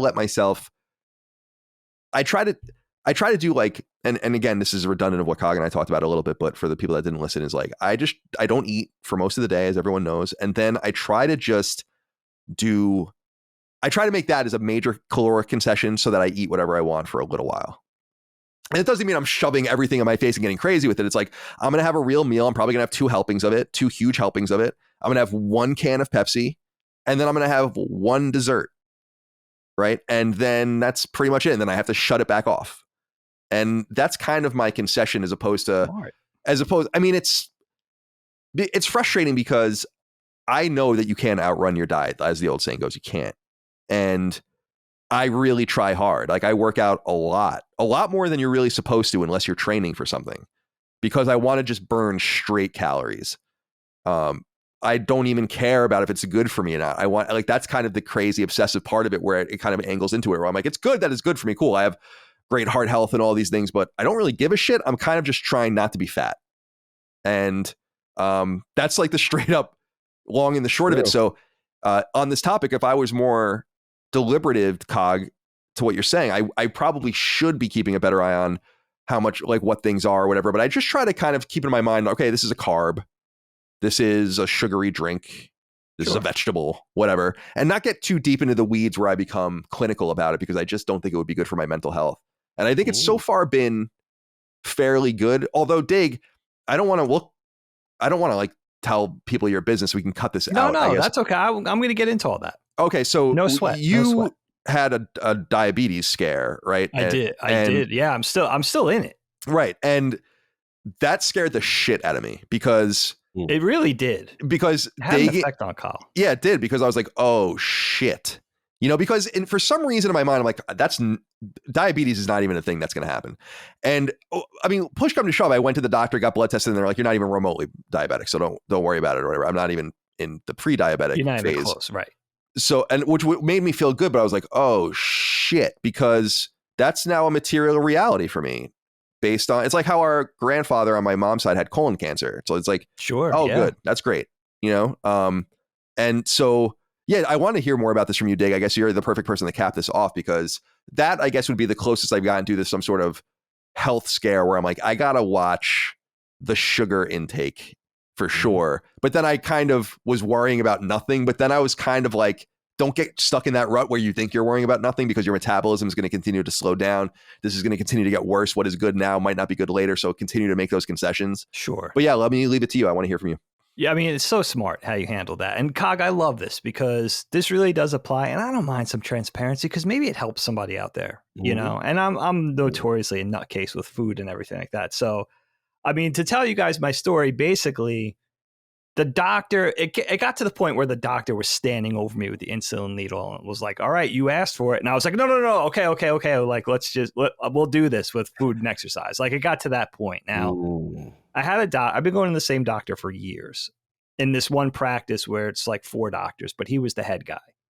And years ago, this is a separate thing, but just to give you guys some context, years ago, I had a cancer scare. It was a false alarm, but I went to an oncologist, a specialist, and he said, "Oh, Dr. Abramovitz is your physician, the smartest guy I know. Like, we went to medical school together. P.S. in Johns Hopkins. This guy is an oncologist, and he's saying my general care doctor is the smartest guy he knows." Okay, wow. And this guy was super cool. Knew I was a skateboarder, but probably started going to him sometime in my 30s. And by my mid 30s, he was saying, dude, you got to slow your roll with the eating. Again, I was commuting at that time. I was eating a lot of fast food. My lifestyle was really crazy. I wasn't exercising at all. And he was like, look, your triglycerides are through the roof. You got to control the fast food. Your sugars are high. You're getting into like pre-diabetic territory. You got to kind of heed my warning. And at that point, he was telling me, like, I want you to walk 4 miles a day. And I was standing there like, oh, yeah, do tell. Cut to me with a family-sized bag of sour cream and onion potato chips every night, stuffing pizza in my face, like, acting interested, but I didn't give a shit. You know what I mean? And just literally eating myself into an early grave.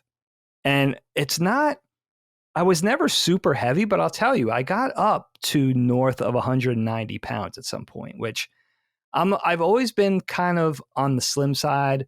I'm 5'9". Like, I was blown out for my size.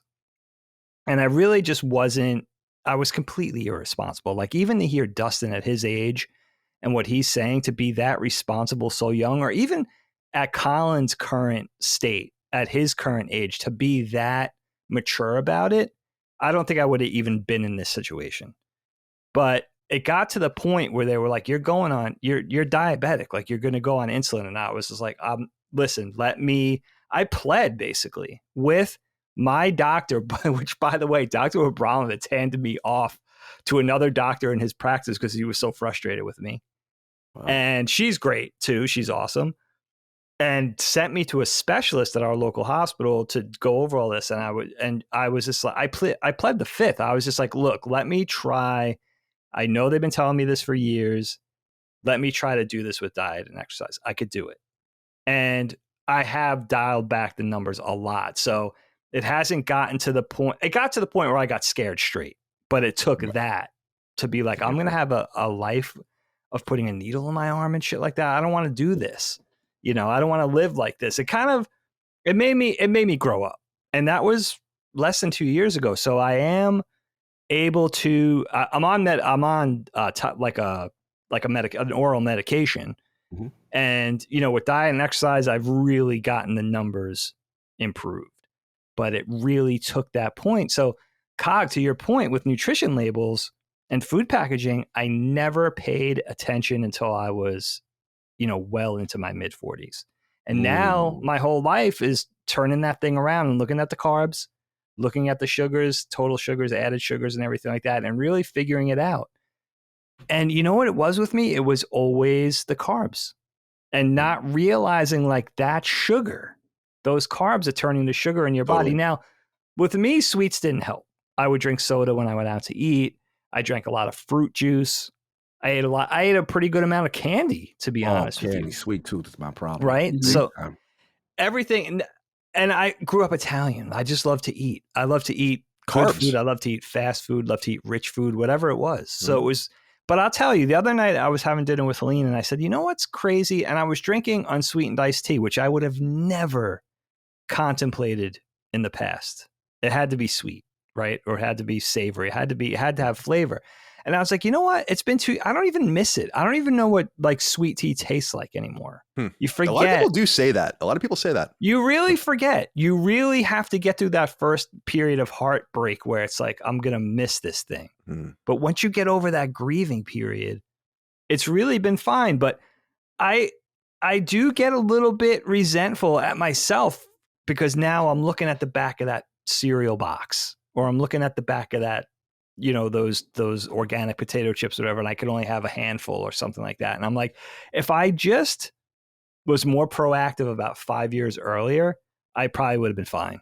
And then it would have been what Dustin and Colin are saying, where it's like all things in moderation. Yeah. Just kind of, you know, be a little more mindful a little earlier, and it would have worked out better. So I had to take a full on, you know, all hands on deck approach to, you know, basically not crossing over into being type 2 diabetic for the rest of my life. So I'm proud of myself in a way, but it was a scare. You know, it was like, oh shit, can I even do this organically? I think everybody around me in my periphery were very worried. The only person who didn't freak out really was my dad. And he was just like, you could do it. Go, if you like this specialist, sort of use her, go see her every 3 months, chart your progress, but you could do this with diet and exercise. This is not a death sentence. And he really encouraged me, you know, so go out and walk 3 or 4 miles a day, which not only that, but that just makes me feel good from an emotional standpoint too. Like having a little more balance in my life, and just really honestly, just watching what I eat, you know, and not, if I'm going to have that slice of pizza, don't do it tomorrow. Don't have another slice of pizza until next week. Right, or 2 right. weeks, there you go. Right? That's exactly right. It's adopting that mindset, you know, and, you know, everybody's been super supportive, and it's getting better and better. It was even to the point where I wasn't testing my blood. And then it was just like, but you kind of, because my argument was, I know how I feel. You know what I mean? But my mom was really on me about that. She was like, just test it so you could then acclimate. You know what I mean? If it seems high, then you think back, what did you eat yesterday? All right, well, you got to taper off that. You know, don't have the bagel, whatever it is, right? But it's funny. The only other thing I think about is I think there's one person in our life, our oldest nephew, who's severely allergic to he has severe food allergies. I always think of those people with food packaging because food packaging is so important because it could be deadly. Right. So he has to know exactly what's in the things he's eating. Right. That's the other thing that I think about with food packaging is that transparency is so important. You know, it's interesting what you said, Cog, about fake sugars or, you know, the sugar substitutes, because we're at this period where I guess a lot of this stuff passes muster with FDA regulations, but it's not really, a lot of this stuff's not fully out of the woods in terms of if these things are ultimately harmful long term, right? So my son, who's 13, he wants to drink sugar-free vitamin water. I'm like, dude, just drink the sugar, just drink the Gatorade. You're fine. You're 13 years old. I know. Yeah, it's good to think about that, but yeah, I wonder about the like I even with blood sugar levels. I was just reading recently that apparently they were like increasing the rubric, like making the numbers higher. Basically, because people are just becoming so at a baseline so unhealthy. Oh, that's interesting. Like the whole, you see old videos from the 1920s and 1930s or whatever, and you know, like in urban areas, and like no one's fat. That's not a coincidence, right? Yeah. We can blame it on individuals, and it is a lot of people are heavy and overweight, including if like my times with like whenever I became overweight or wasn't happy with my weight, it was my fault, right? But also it's all the things that are available to us that simply weren't available then. And, you know, Micah, I told Micah to be dead serious with me about my weight. Like, if you think I'm getting heavier in any way, you always have to tell me. And she did, like last year. And I cut back down, and she was like, dude, your shirts fit so much better now again and stuff. And what we realized was it was back to the joke I always we were making on old shows where I made everything into a sandwich. And I witnessed that actually. I feel you. Last year with you. Right. And yeah. And she wasn't making it any easier. And Mike is an amazing cook and an amazing baker. And I've never had access to like fresh baked stuff in my entire life like this. Oh. And I'm like, you're ruining my life. You have Perils of baking. Perils of baking. Hey, available now. See what happens. So I was like, because what would happen is she would make this amazing meal, like, you know, breaded chicken thighs or whatever, you know, like Italian style, and like potatoes or whatever. And but then she would make like hamburger rolls.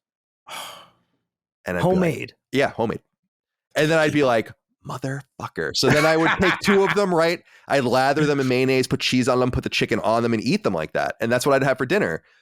So the only concession I've made with dinner is I'm just not making anything into a sandwich. And unless it's like naturally a sandwich, like cold cut night or burgers or hot dogs. Otherwise, I'm just eating the meat and the meat. Right. Yeah. And of course we'll have rice or potatoes on the side, but you don't also have to have the bread. And so when I was like, please just stop baking so much, you know, like, please, because it's too good. It's not like you go to Publix and you buy a $4 loaf of bread and I could give a fuck if it gets thrown out. Right. Right. I'm not letting that stuff go to waste. It's like, and if we're going to do it, it's like she loves doing it, but she's like, yeah, I can't be eating all this stuff either. So we've just tagged it back where it's like, okay, maybe a banana bread here, maybe like we make some rolls here, maybe white bread here, whatever, because she loves doing that. But that alone, and that's the kind of what I wanted to say to people, my advice in this nutritional kind of lane as you're looking at labels and figuring all these things out is, I would really just say, my personal opinion, unless you have dietary restrictions, you're diabetic or you have like an allergy or whatever, is I don't think you should cut anything out of your life that you want to eat. You just have to do it responsibly. It's what we were saying earlier,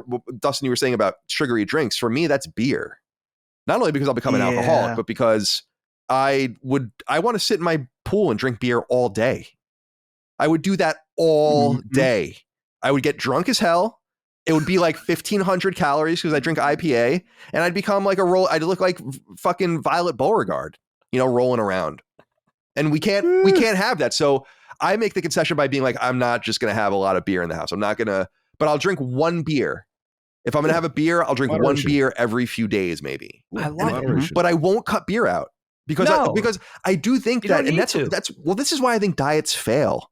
I never really went on a diet, so I can't speak from firsthand experience per se, but I think people just go to extremes. I'm cutting out carbs. I'm going to become keto. It's like, okay, so your body's literally going to go through a sickness telling you that this isn't normal. That's how badly you're going to eschew and get rid of carbs in your life. Or you could just not eat so many carbs. And you could just, instead of drinking 3 Pepsis a day, drink 1. And Cog, you and I were talking about it. I love orange juice and lemonade so much. I would drink a gallon of orange juice in a weekend. And those Newman owned lemonades, I would pound those things. I would drink one of those in a night sometimes. That's so bad for you. And I told you my discovery in looking at the label that Pepsi is healthier than drinking lemonade or orange juice. Oh, juice is the worst. And I was like, that's so crazy. I was like, that's so crazy. So that's the other thing is I'm like, all right, I'm cutting out lemonade completely, which is hard because I love lemonade. And I'm just going to drink OJ once in a blue moon. It's so good to have those rules at your age. My only rule way past your age, Kyle, was I'm full. That was the only thing. It was like, I don't feel like eating anymore. Like that was I had no discipline. Even to have those little small parameters for yourself, you guys are all golden. I mean, if I did it from Dustin's age, listen, I could be the way I ate until like 2 or 3 years ago. I could, if I had a slower metabolism, I would be 500 pounds. That was the only thing that still kept me slim, was that I was reaching 200 pounds, which is ridiculous for somebody who's of my build, right?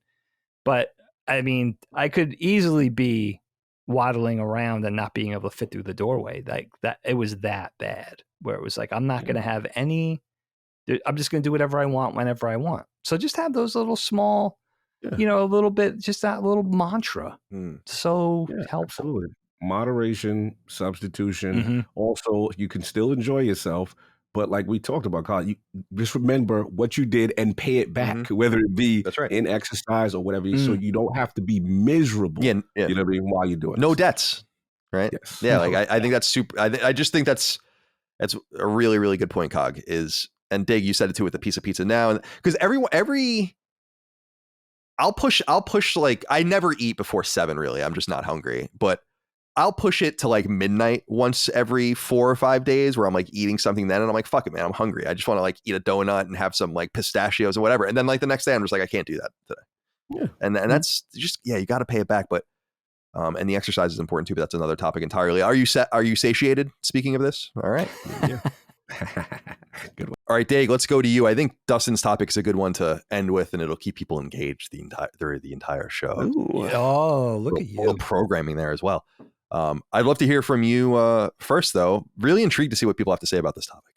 Yeah, I thought this was a nice insight into the personalities on Constellation. It could be, right? I was just thinking about skills. What are you guys good at? But I'm not necessarily. Now, you could go whatever direction you want, right?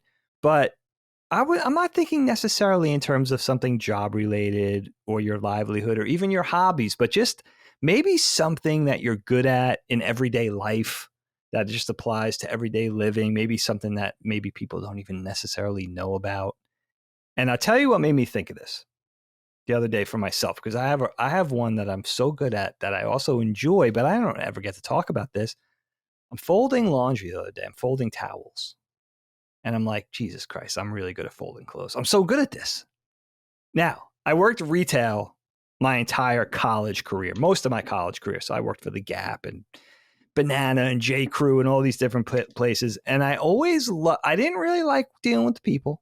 Didn't really like working retail as far as like working the cash register or helping people, bringing clothes to the fitting rooms and stuff.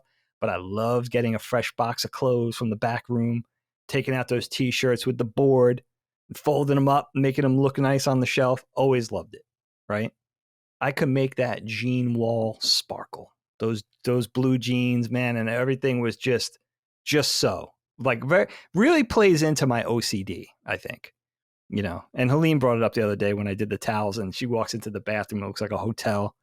And she's like, she basically was like, where are you on the spectrum? Like, how did we not realize there's something wrong with you?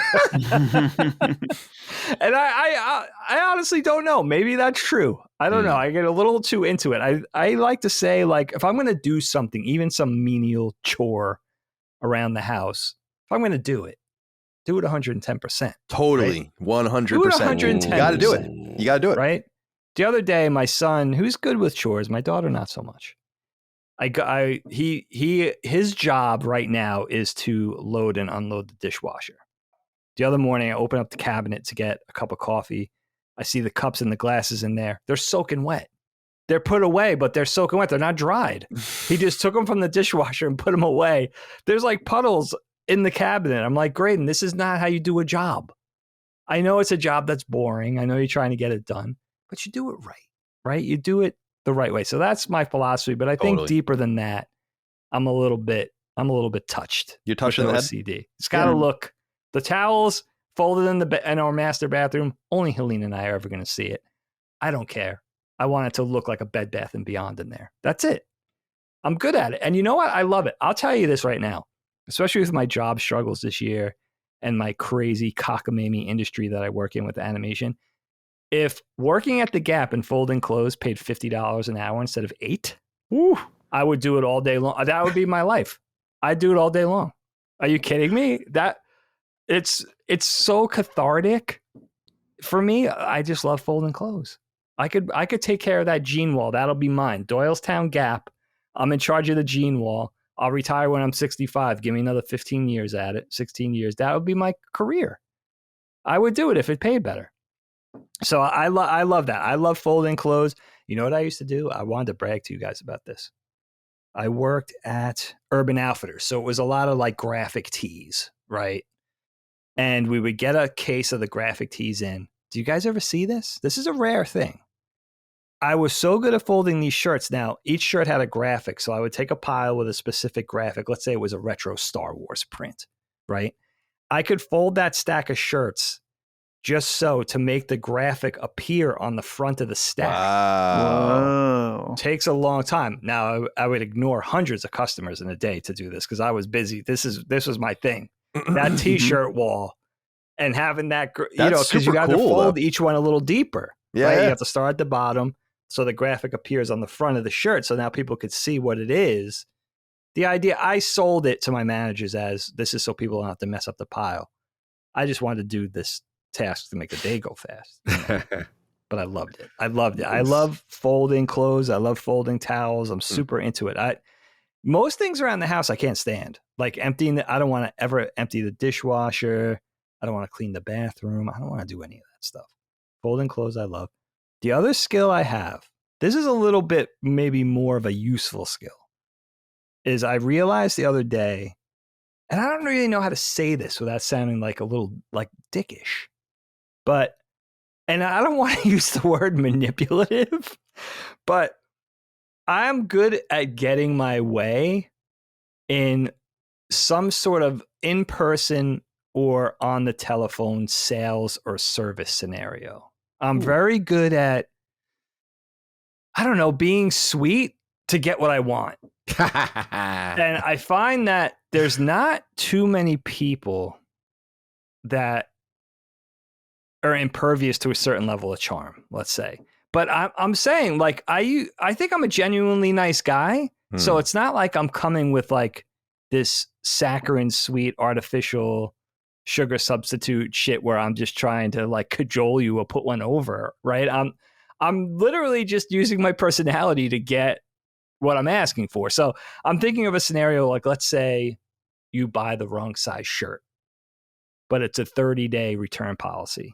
And I come in on day 35 and I want the shirt and you tell me no at first. I'm pretty sure within 5 minutes I'm getting out of here with the shirt and possibly your digits. No. Let's get it. I'm getting out of here with the shirt and you're gonna walk away feeling like good about it, just like I am, right?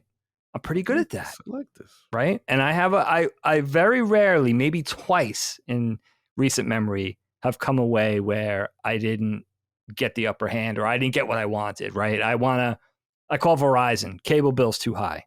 What can you do for me? Sir, this is what it is. Give me 10 minutes. It's going to be lower. I just guarantee it. I almost guarantee it. You should set up a little side hustle where you make those calls for people. I do this for people, right? I don't know. I'm pleasant. right? You get a little, what's the expression? You get more with honey than you get with Vinegar. Right? Mhm. Because Helene is actually, I'm a little bit more of a cranky, cantankerous dude in just everyday life. And she's very sweet and upbeat. But when it comes to the sales or the service situation, she gets a little bit hot under the collar and we flip. And this is where a good couple could complement each other. Because I'm like, no, give me the photo. We're gonna do this. Let me smooth this over. Let me come in. Let me just take care of this. I'm like the doctor when it comes to this. I'm gonna take care of this for you. So those are I know those are two largely disparate things, folding clothes and I don't know what you call it, manipulating sales situations. And being manipulative. Yeah. I totally understand the menial job thing. I went to the dentist recently for my checkup and I was talking to the hygienist and saying like, I could totally see myself being not only into this job, but like just taking to it because it seems so satisfying. There are certain things that that seem satisfying. I would never actually want to do it because it's high skill and low pay. And I have neither, I have, I want neither of those things. So, or I have no skill and I don't want low pay. So I probably shouldn't do it. But I see things like that where I'm like, I could see this being very satisfying. But Cog, where are you on this? I'll let you take it away. This is a fun one. Yeah, Dagan had me thinking. I really had to be honest with myself that this is something, if life was an RPG, my persuade negotiator stat would be really at max. Because I remember as a kid, like I've always been the kid who's been, even on a family level, like when the grandparents were arguing and, my grandfather would just run off and go, I can't deal with this woman. And he'd find himself drunk somewhere. And they were like, go get your grandfather and go find him at the local bar or something. And I'll just be like, at a young age, like, what are you doing? like, grandma's at home. The family's upset. Like, but for whatever reason, he had enough respect to listen to me. You know what I mean? And parents and even my grandmother, my mother, like any type of interpersonal arguments, beefs, dramas, I've always been like the soothsayer and the person to say, okay, I get it. You can't stand her when she does this. You can't, but how can we make this happen? Think about the greater good. Think about the bigger picture, right? This is crazy what we're about. I remember it got so bad one time when my grandparents, I remember when this was at that point where they were really struggling and we seen the deterioration and I could tell they were resistant to wanting to go into a home. And I got it. And my mom was like, look, I can't stay. She was like, you're going to have to talk to, I'm not, because they were trying to put the home attendant stuff on the kids. Like, you are the kids. You're supposed to do this. So it was in the house. And they were like, you better come over here. You better come through. And I had to come through. And I'm just like, look, we're going to Florida. And we're like, look, no one is saying you can't. I'm talking about my grandparents. No one is saying you guys can't do that. All we're saying is, who's going to take care of this? Who's going to take you to the doctor? What about the daily treatments? What happens if grandpa falls? What happens if like just these really practical things. And they couldn't answer me. And I'm like, that's what's going on here. So how about we maybe just have someone in to help for a little bit, just to see, like just negotiating and then kind of like getting, the thing. And then with friends, it's always been that way. I'll always have like, two very dominant personality friends. For whatever reason, they like me, but don't bring this one around no more. I can't stand them or whatever. And, I would just try to maneuver in a way where we could at least be civil and not have drama or have a situation. So you're a diplomat. You're the diplomat. Yeah. I've that's like literally, I have to admit it. Like it's my greatest skill. I don't know where it came from. I've always had it. I guess for me, it's just, I'm always been the person that's like, come to my house, we gonna have some fun, or hang out with me and forget about your problems. You know what I'm saying? Kind of thing. So I think I've gained people's trust rightfully. And it's something I've always had. So yeah, that's my greatest skill. Whatever is that persuade negotiator in the RPG in the Bethesda game. Yeah.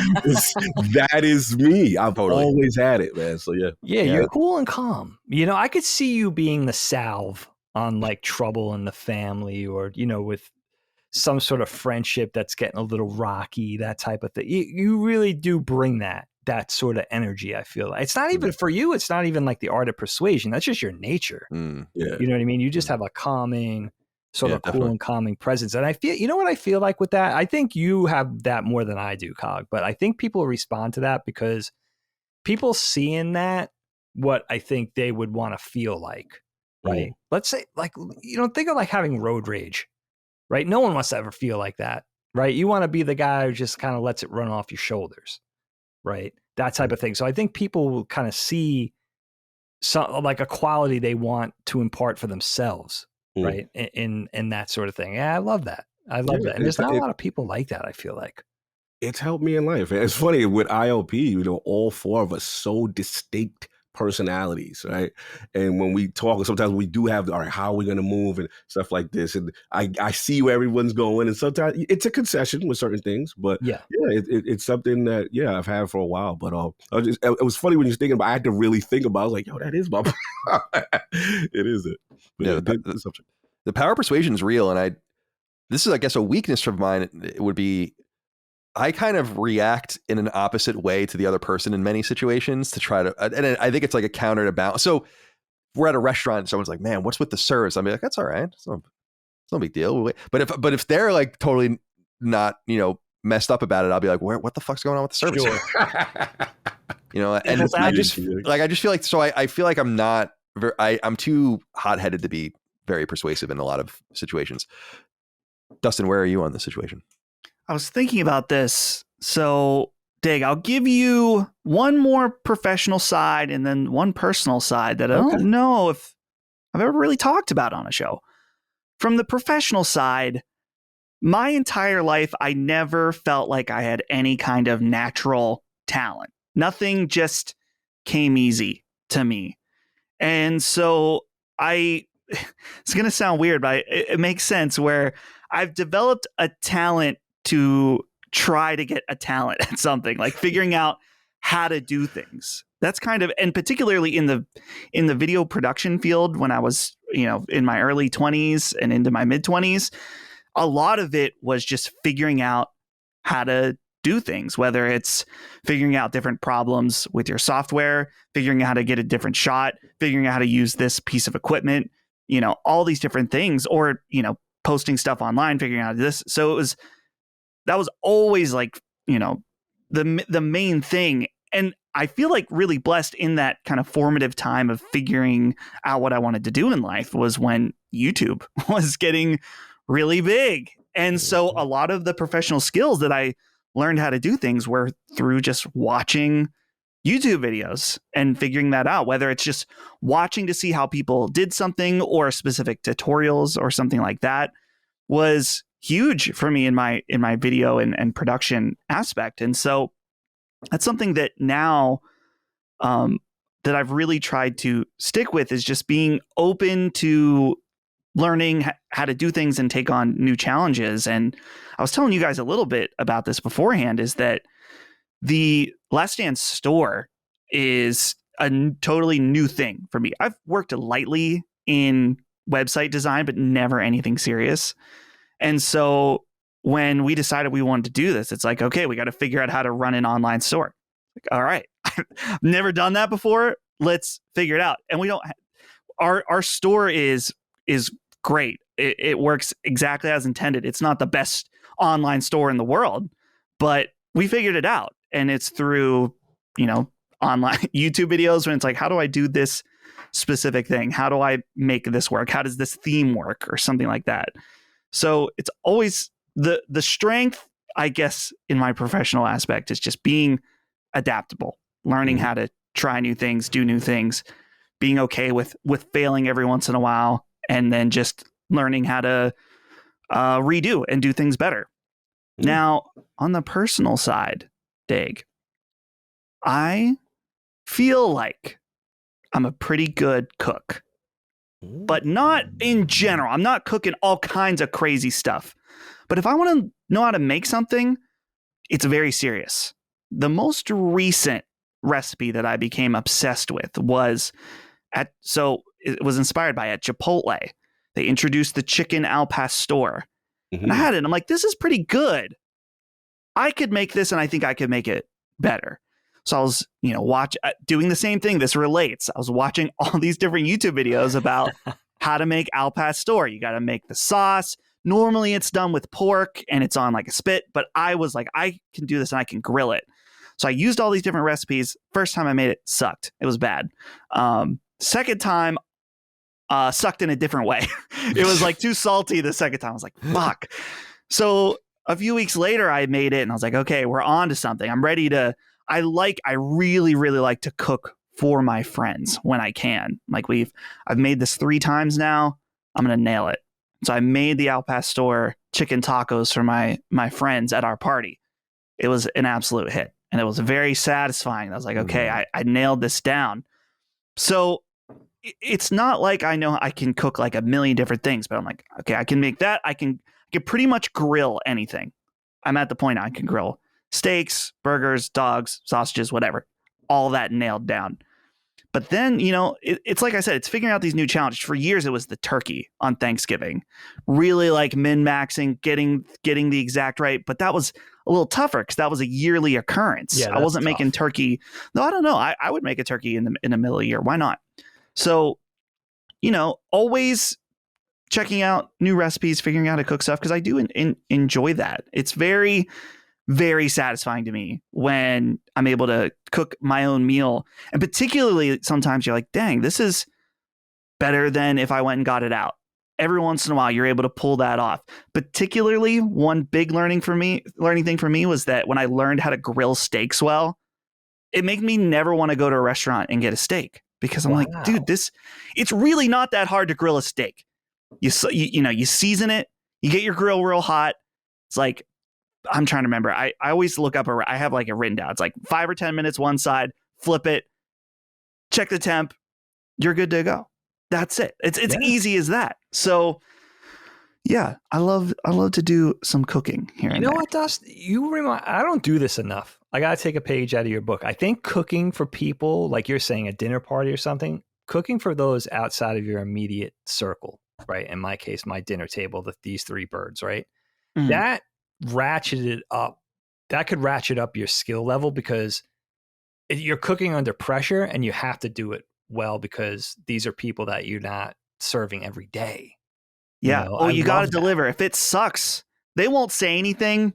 No. You'll know though. Because you'll know it sucks. It's like, that's a great technique for just getting better and learning new stuff. Yeah. I like that. Like that a lot.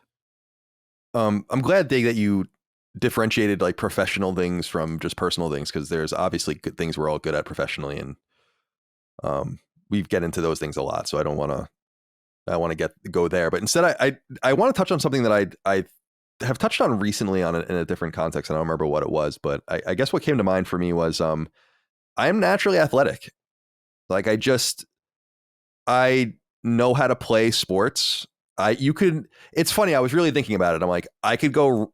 And I'm not going to do it at like I'm 38 years old, but it's like I can go run a route and then you could put me in a batting cage and then I can kick a soccer ball and really well. And then I can, skate and play hockey, both sides of the puck and lacrosse and all. So I guess it's interesting because I'm just naturally good. I guess what I'm saying is I for some reason, even if I don't play, so golf is a good example. Like I don't play golf at a high level at all, but I understand what to do. Like I understand what I'm doing. I understand the game. Like I can just approach sports and I kind of understand them. That's why I'm so perplexed by 2 specific foreign sports that are big in English speaking countries and cricket and rugby. Because I haven't watched them very deeply, but I watched them for a few minutes and I'm like, I don't really get exactly what the rules are here. And I know that but by just watching it over time, I would understand it, but I dig both sports. I think cricket especially looks mega fun. And like, I wish I understood it better, but as far as our American centric sports and all of those things. So that's what came to mind for me was I can shoot basket. I can like dribble and shoot and play. I can like play a pickup game right now pretty competently, probably with, mid-level men after work or something, Yeah. I can go on the golf course and probably really have a horrible scratch, like a mega handicap, but I can play. You'll get through it. Yeah. I played at soccer and adult leagues. We come from Long Island. Lacrosse is like a way of life there, so everyone knows how to like mess around with lacrosse sticks. And hockey is a sport that I naturally took to at a young age, and baseball. So I just always thought of that because like if you took me to a batting cage, I'd be like, all right, and I'd just get in the batting cage and play, right? And but I think if a lot of people, if you were like, here you go, here's a batting cage, they wouldn't know what to do, or they would be intimidated, or just wouldn't. And if you went and drove at a golf range or whatever, I think that would be intimidating, and so on and so forth. I guess I'm happy that for some reason, and I'm disappointed that the obvious crossover between sports and video games, the love of leisure and entertainment and all of those kinds of things, it's not more pronounced, because that they always went hand in hand to me. Mm-hmm. Yeah. Playing Baseball Stars on NES, then going outside and playing wiffle ball, right? Playing NHL 94 and then going playing street hockey, playing Madden 95 and then going out and playing football in the yard or whatever. I always was like annoyed. The whole sports ball thing makes you want to fucking strangle someone. Sports ball. It's so annoying. You sound like such a doofus when you say that, that you don't understand great American pastimes like baseball or football is fine, but I don't know that you should broadcast that. I don't know that's necessarily, whether or not you like it or not is one thing, but if you don't understand why people don't, by the tens of thousands and hundreds of thousands on a Saturday or Sunday around the United States, want to go and sit in baseball stadiums and watch baseball, you're the one who's detached from reality, and so I wanted to say that I take to the athletics, and I'm proud of that, and I love that. But the other thing I wanted to say was a more random thing, and I talk about it every once in a while, is I love landscaping. And this was something that I did professionally in quotes, because that's what my job was when I was in college. I worked for the Northeastern grounds crew during my time there.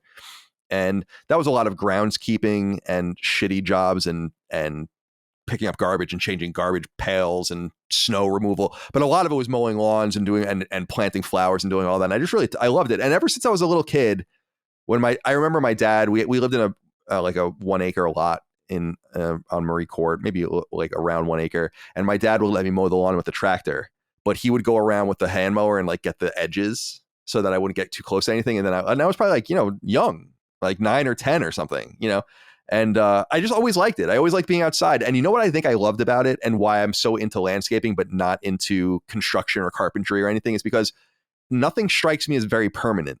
If you fuck something, it's like cutting someone's hair. If you fuck it up, it'll be okay eventually, right? Yeah.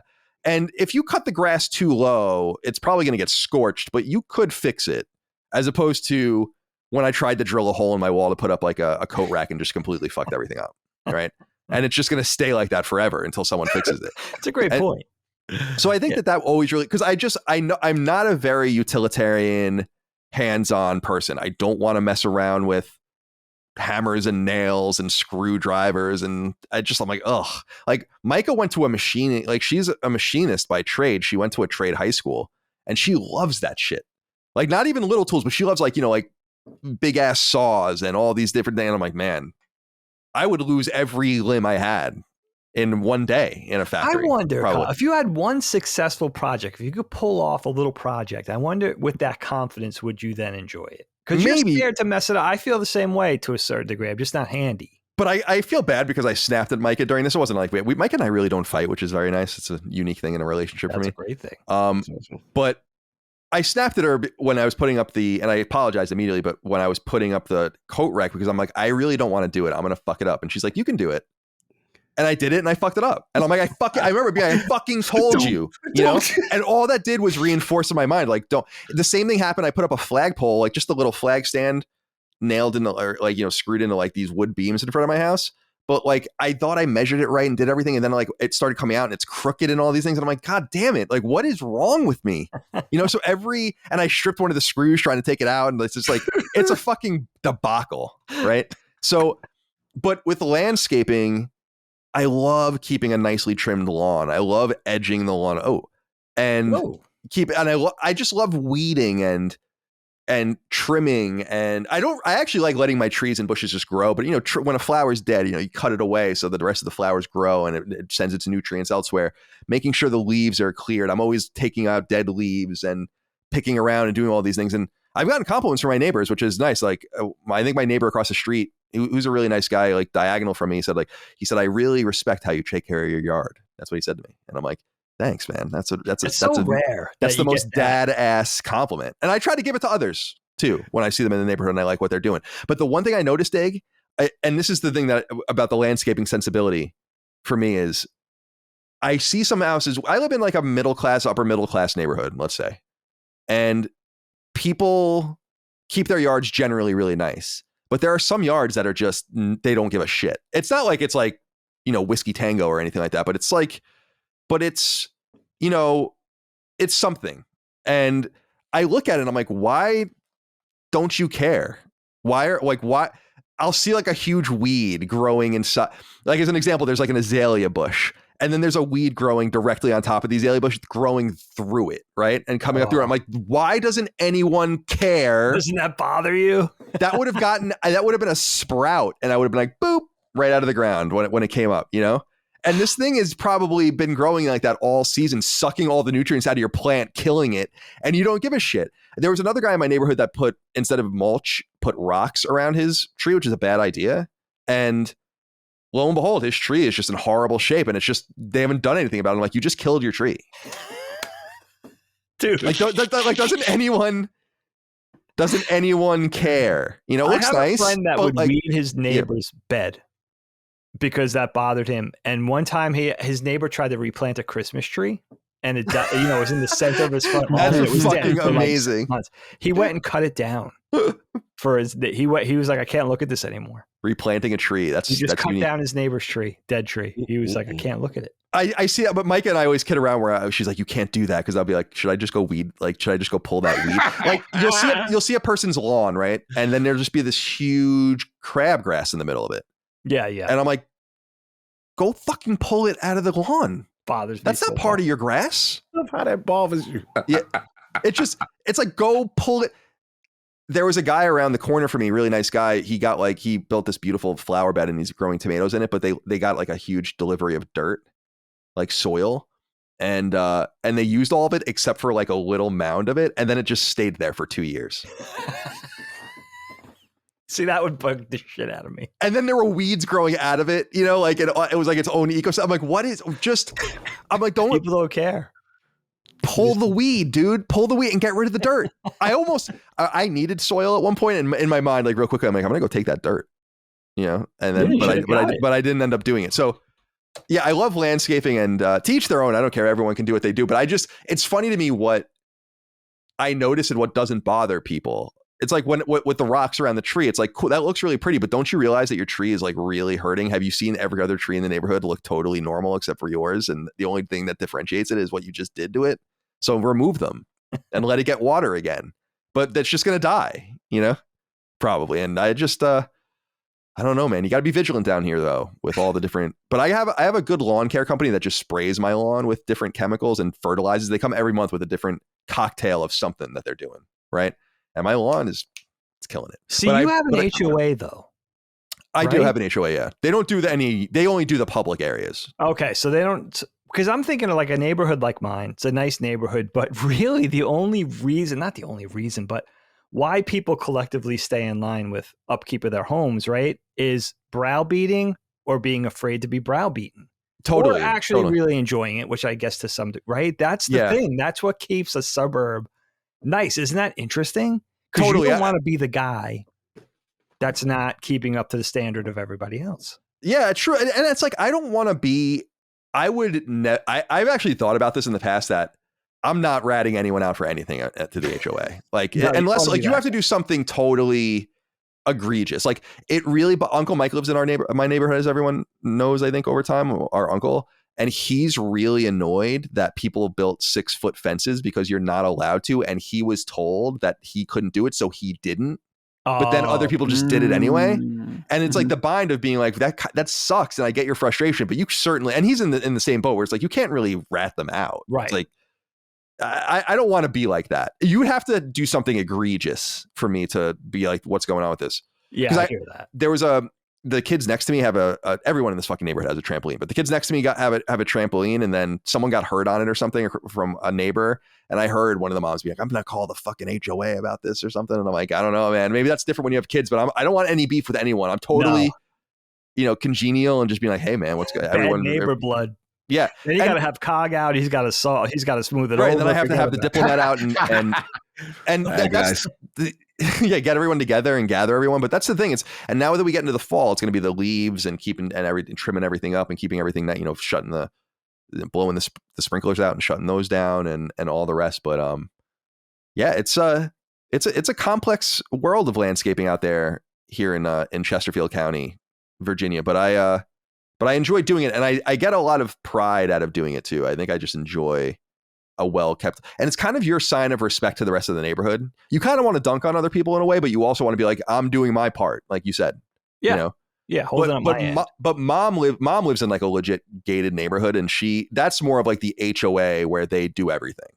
Our HOA is there are hundreds of houses in my neighborhood, and it's just like a bunch of different neighborhoods, and they're all kind of combined around these central areas, like a bunch of different pools and tennis courts, and there's like a golf course in the middle of all the neighborhoods and all that. And that's what the HOA I think tends to, in addition to like the garbage is part of our HOA for garbage removal and recycling, and they're mowing and doing whatever they do, but they don't really get involved.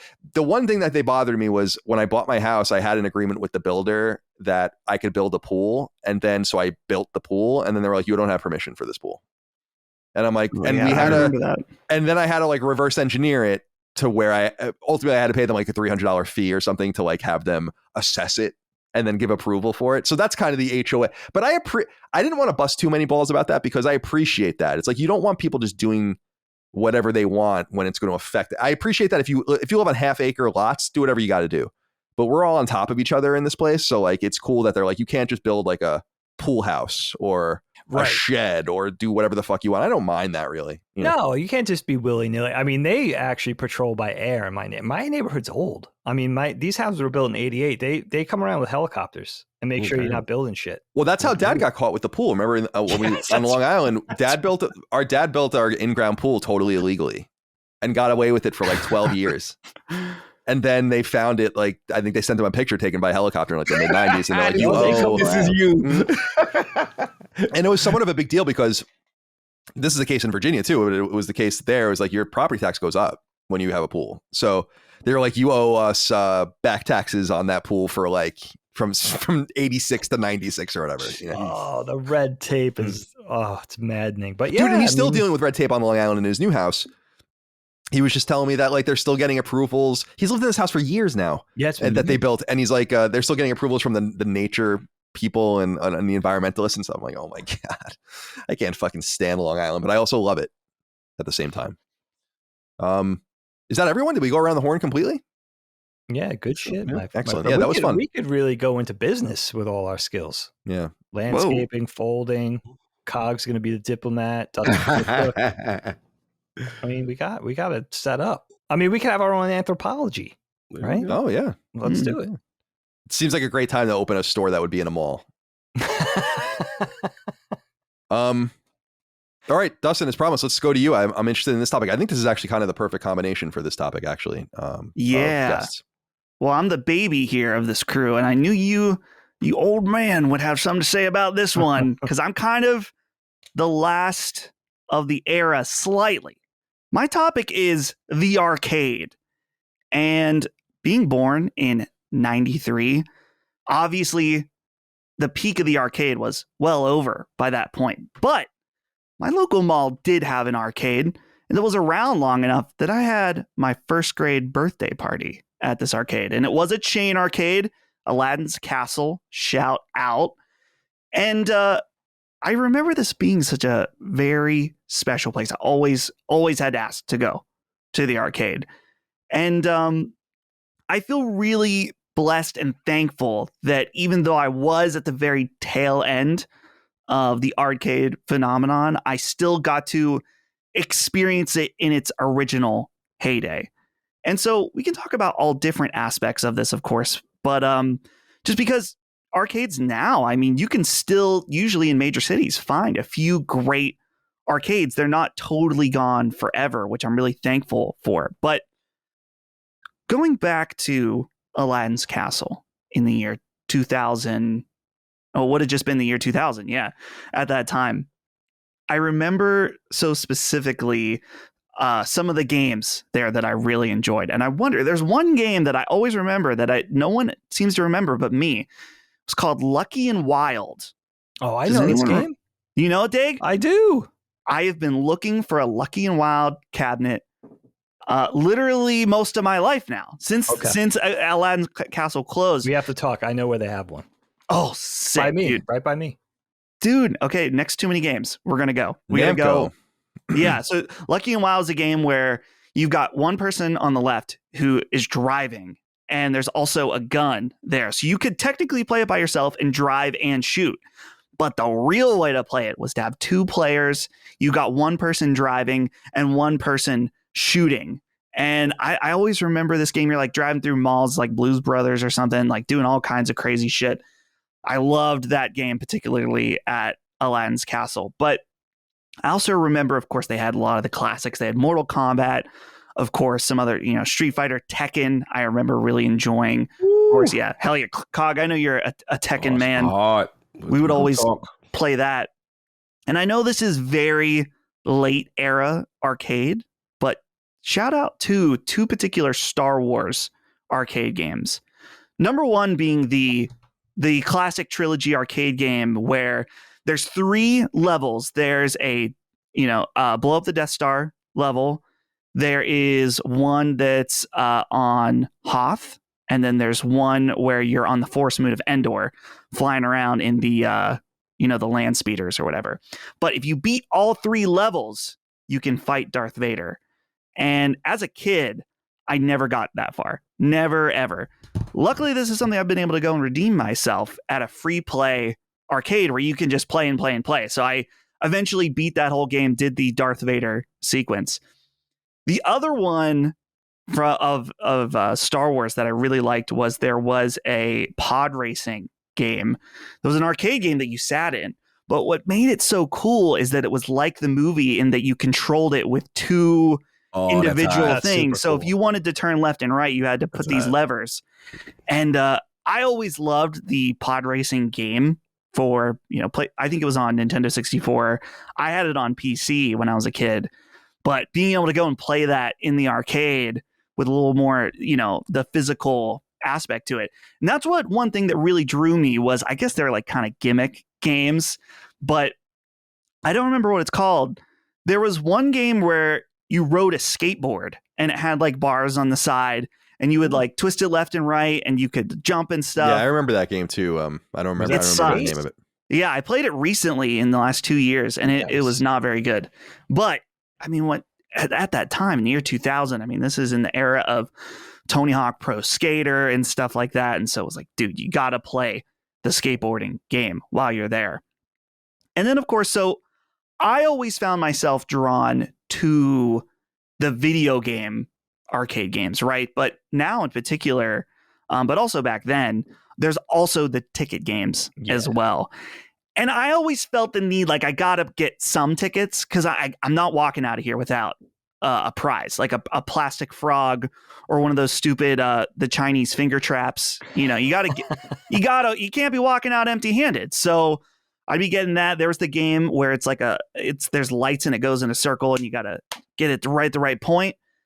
But my favorite of the ticket games has to be Skee Ball. Skee Ball was always a valid choice to be going in there and playing that.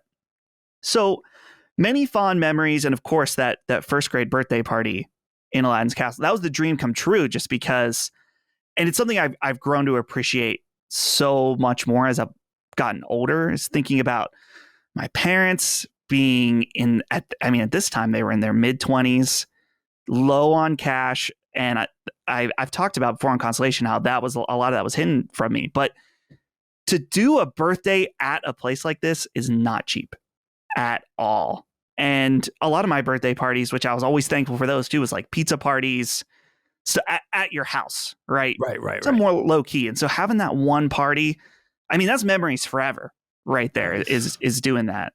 So I guess the thing I'll cap this off before throwing this to you guys is just the fact that the arcade lives on in specific ways. A lot of it now is barcade stuff, which barcades are cool. I do enjoy that aspect of it. I really personally enjoy, though, when you can find an arcade that you just pay to get in, and then everything's on free play. And I remember the first time that I really did something like that. There's a place here in Aliquippa, PA, which is like a suburb of Pittsburgh, called Pinball PA. And everything is on free play, and they just have rows and rows and rows of games. Almost pretty much all of the major things you want to play. They've got Donkey Kong, they've got Galaga, they've got multiple types of Pac-Man, they've got Dragon Slayer, they've got Gauntlet, they have all the good stuff. And it's just that even as an adult, that childhood fantasy, it's like, oh, I can play everything. I can play everything here, and I can play as many times as I want. And I don't have to worry about asking my parents for more quarters or a $5 bill or something like that. And so there's more of these places popping up. I was just at a place a couple of weeks that's like kind of right on the Ohio border that also, I guess it was this place that this guy had this private collection, this like multi-millionaire. And so he was like, I'm not doing anything with this. I'm going to set up a business, and I don't really care if it does well. I think it's called Pastimes Arcade. So if anyone's in the area, check that place out. Super, super awesome. And I love too when you go to some of these places and they've got some weird Japanese games, you know, where I played this one at the last one where apparently this was popular in Japanese arcades, where it was like a simulator game where the point of the game is to take off in an airplane and then land it. And that's all you do. That's like, and it has like a cockpit that you sit in. And I've seen in other places, particularly as I've been researching about going to Japan and looking into Japanese arcades, I've seen arcade games in Japan. It's like Train Simulator, where you're just driving a train, and this is an arcade game. There's a second game that's like where you're a firefighter that I really liked, where it's like you put up fires with a hose. Oh wow, yeah, that was really cool. Firefighter Heroes, I think it was called, something like that. Yeah, that's cool. I always love the strange stuff. Thinking about, I remember a game my dad would always play if we would go to the arcade at the mall. It was Silent Scope, and it had the screen in the scope. Do you guys remember that? I do remember this. There was a screen where you would see a normal POV, right? Of like you're up on top of a rooftop, like you're Hitman or something. But I'm gonna look it up. It was a light gun game that actually had a screen in the scope, and that was zoomed in. It was so cool. So I've spoken enough. Cog, I want to throw this to you first, just because I've heard a little bit of Dagan and Colin talk about, I think it was the Street Fighter episode of Knockback a few years ago. But Cog, I know you're a man of the arcade as well. Yeah. So tell me about it. Love this topic. Love it. This is where I literally fell in love with like gaming. This is due to my dad. My mom, they were separate. So when he had visitation rights, when my mom was super religious, like, you cannot, and he was like, I'm taking you to the arcade. I'm showing you life. I don't care what she says. Hell yeah. So yeah, it was in New York City. 42nd Street was a big, arcade haven. A lot of the biggest arcades. As a kid, I just remember the dim lights, the flashing of the screens. It's just like sensory overload for a kid. So you walk in there and you're just like, wow, what is going on? And now I know why my DNA became what it is, from like a Sega kid sort of to like an Xbox kid, because Sega, even though I had a Master System later and all my friends had Nintendo, I'm like, what? And I thought about like, why did I have a Master System? Everyone had Nintendo. What was wrong with me? But it was my loyalty to Sega in the arcade. Because as a kid, like you were talking about, Dustin, with this speeder bike, I remember seeing Hang On for the first time. And you go up to the machine, you get into the bike and you lean and you do this. And I remember the vibrant music, the doom, doom, doom, doom, doom. And I'm like, yo, what is this? Like, it just blew me away, the Outrun. And then for me, with my namesake, I remember seeing Shinobi. This is the height of kung fu flicks, the height of ninjas and stuff like that. And I was blown away. So it brought out a lot of things. It brought out, one, that game was like, for its time, Destiny was like the the Dark Souls. Like you had one life, you had ninja magic you could use as a get out of jail free card in certain situations, but you was one hit, one kill, you're out of here. And this game was tough. And there was just one kid that used to come in there, and with one quarter, we just watch him. He was named Don. They used to call him Shinobi Don. And we were like, yo, Shinobi Don's here. He's going to beat the game. We just sit there and just be mesmerized. And as a kid, I was like, one day I'm gonna do that, and one day I'm gonna own that. Like, so literally, fast forward, I get older, and it was on eBay. It was an old Texas arcade distributor. And this like the arcade business is going out, and he was just getting rid of stuff. He had the arcade upright Shinobi, and I got it for like $100. Wow, that's awesome. Here's the funny part. So mind you, South Bronx, in that they ship it, right? Big trailer truck comes down like a one-way street in the Bronx in a crate, drops it off and says, all right, I'm done. I'm like, what are you talking about? You got to go up the 3. We got to get this up the steps. He's like, no. My job is done. So then I had to go pay for movers to go get this 200-pound arcade thing up the floor. To this day, my mom is still mad at me in our place in the Bronx. She's like, when are you going to get these arcade machines? You still got it. I still Rolling Thunder. And and all of the Lords, Love King, Song, we all got pictures taken. I have arcades in my old place when I used to live by my mom. That's amazing. Yeah, Rolling Thunder, my God. Bro, don't you remember the James Bond? Hell yeah. It's funny why now I think about it, why I was drawn to it, because I did some research. The developers of Shinobi were inspired by Rolling Thunder. Side to side, makes sense. Jumping up a level, jumping down a level. Same engine. Right? Same kind of, so Namco kind of inspired Sega in that respect. But the other thing I wanted to talk about is how, like, and Colin, you appreciate it, is the arcade at the time, consoles were behind.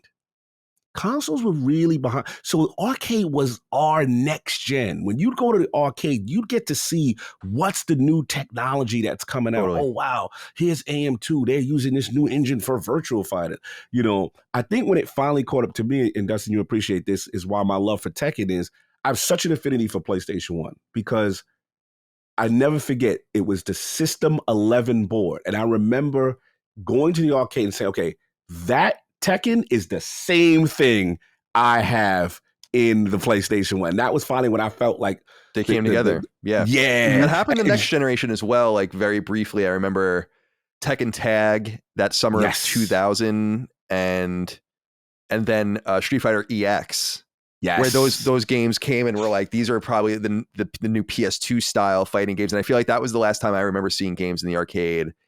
It's like Soul Cal and others where Soul Cal and just all the Sega aligned stuff where Sega published, or just Sega aligned Dreamcast stuff, Saturn stuff, all that stuff. It really was starting to fuse together. And of course, the progenitors of that, I think, were in their own way SNK.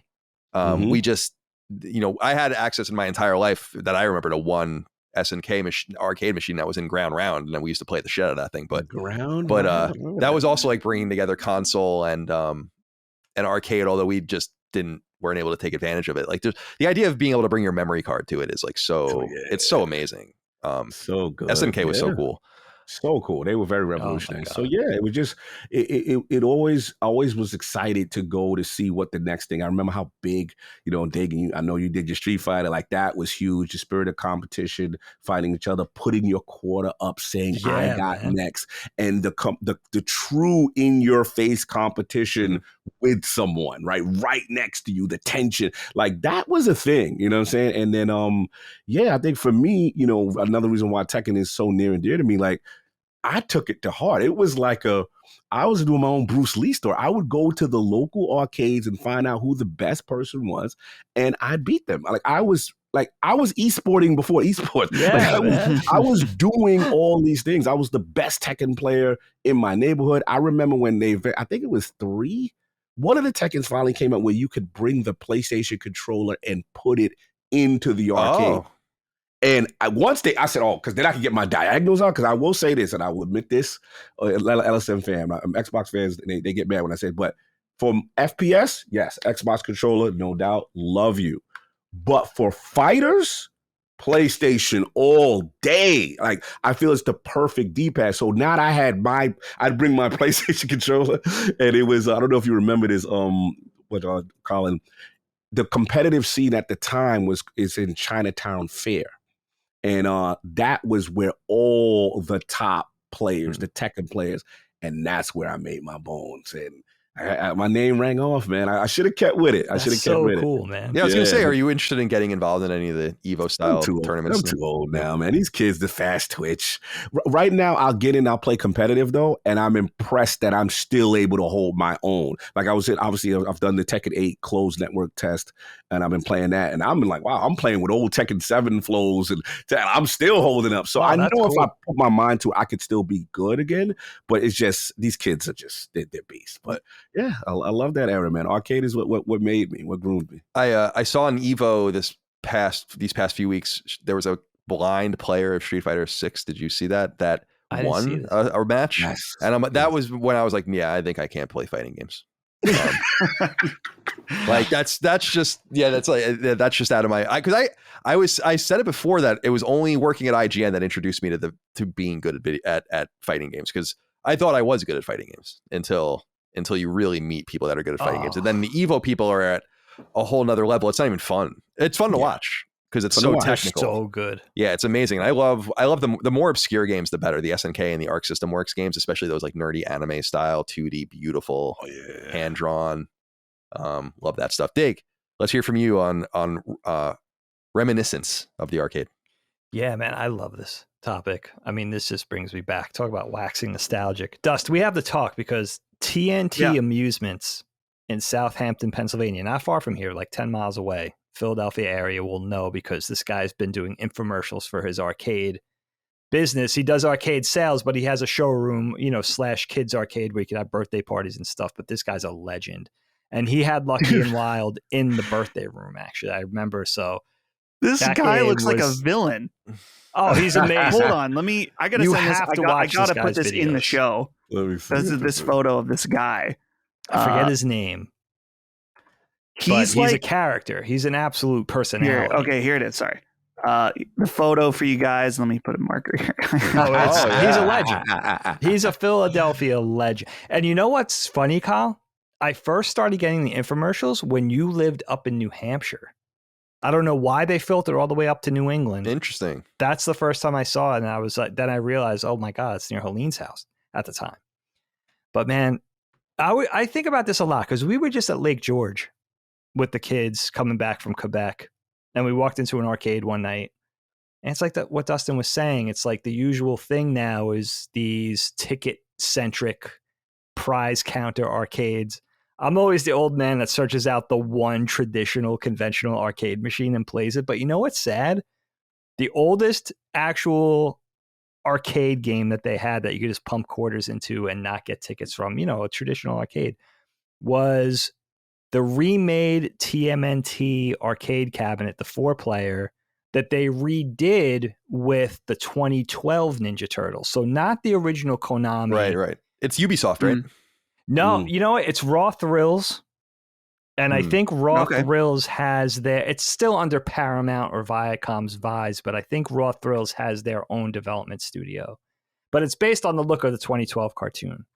I think Raw Thrills, they have a development studio. I can't think of that. Oh, they're the ones they made Cruise and Blast. Yes. Which they make almost every modern American arcade. It's like them and Japan and Sega. Like they're the only ones left.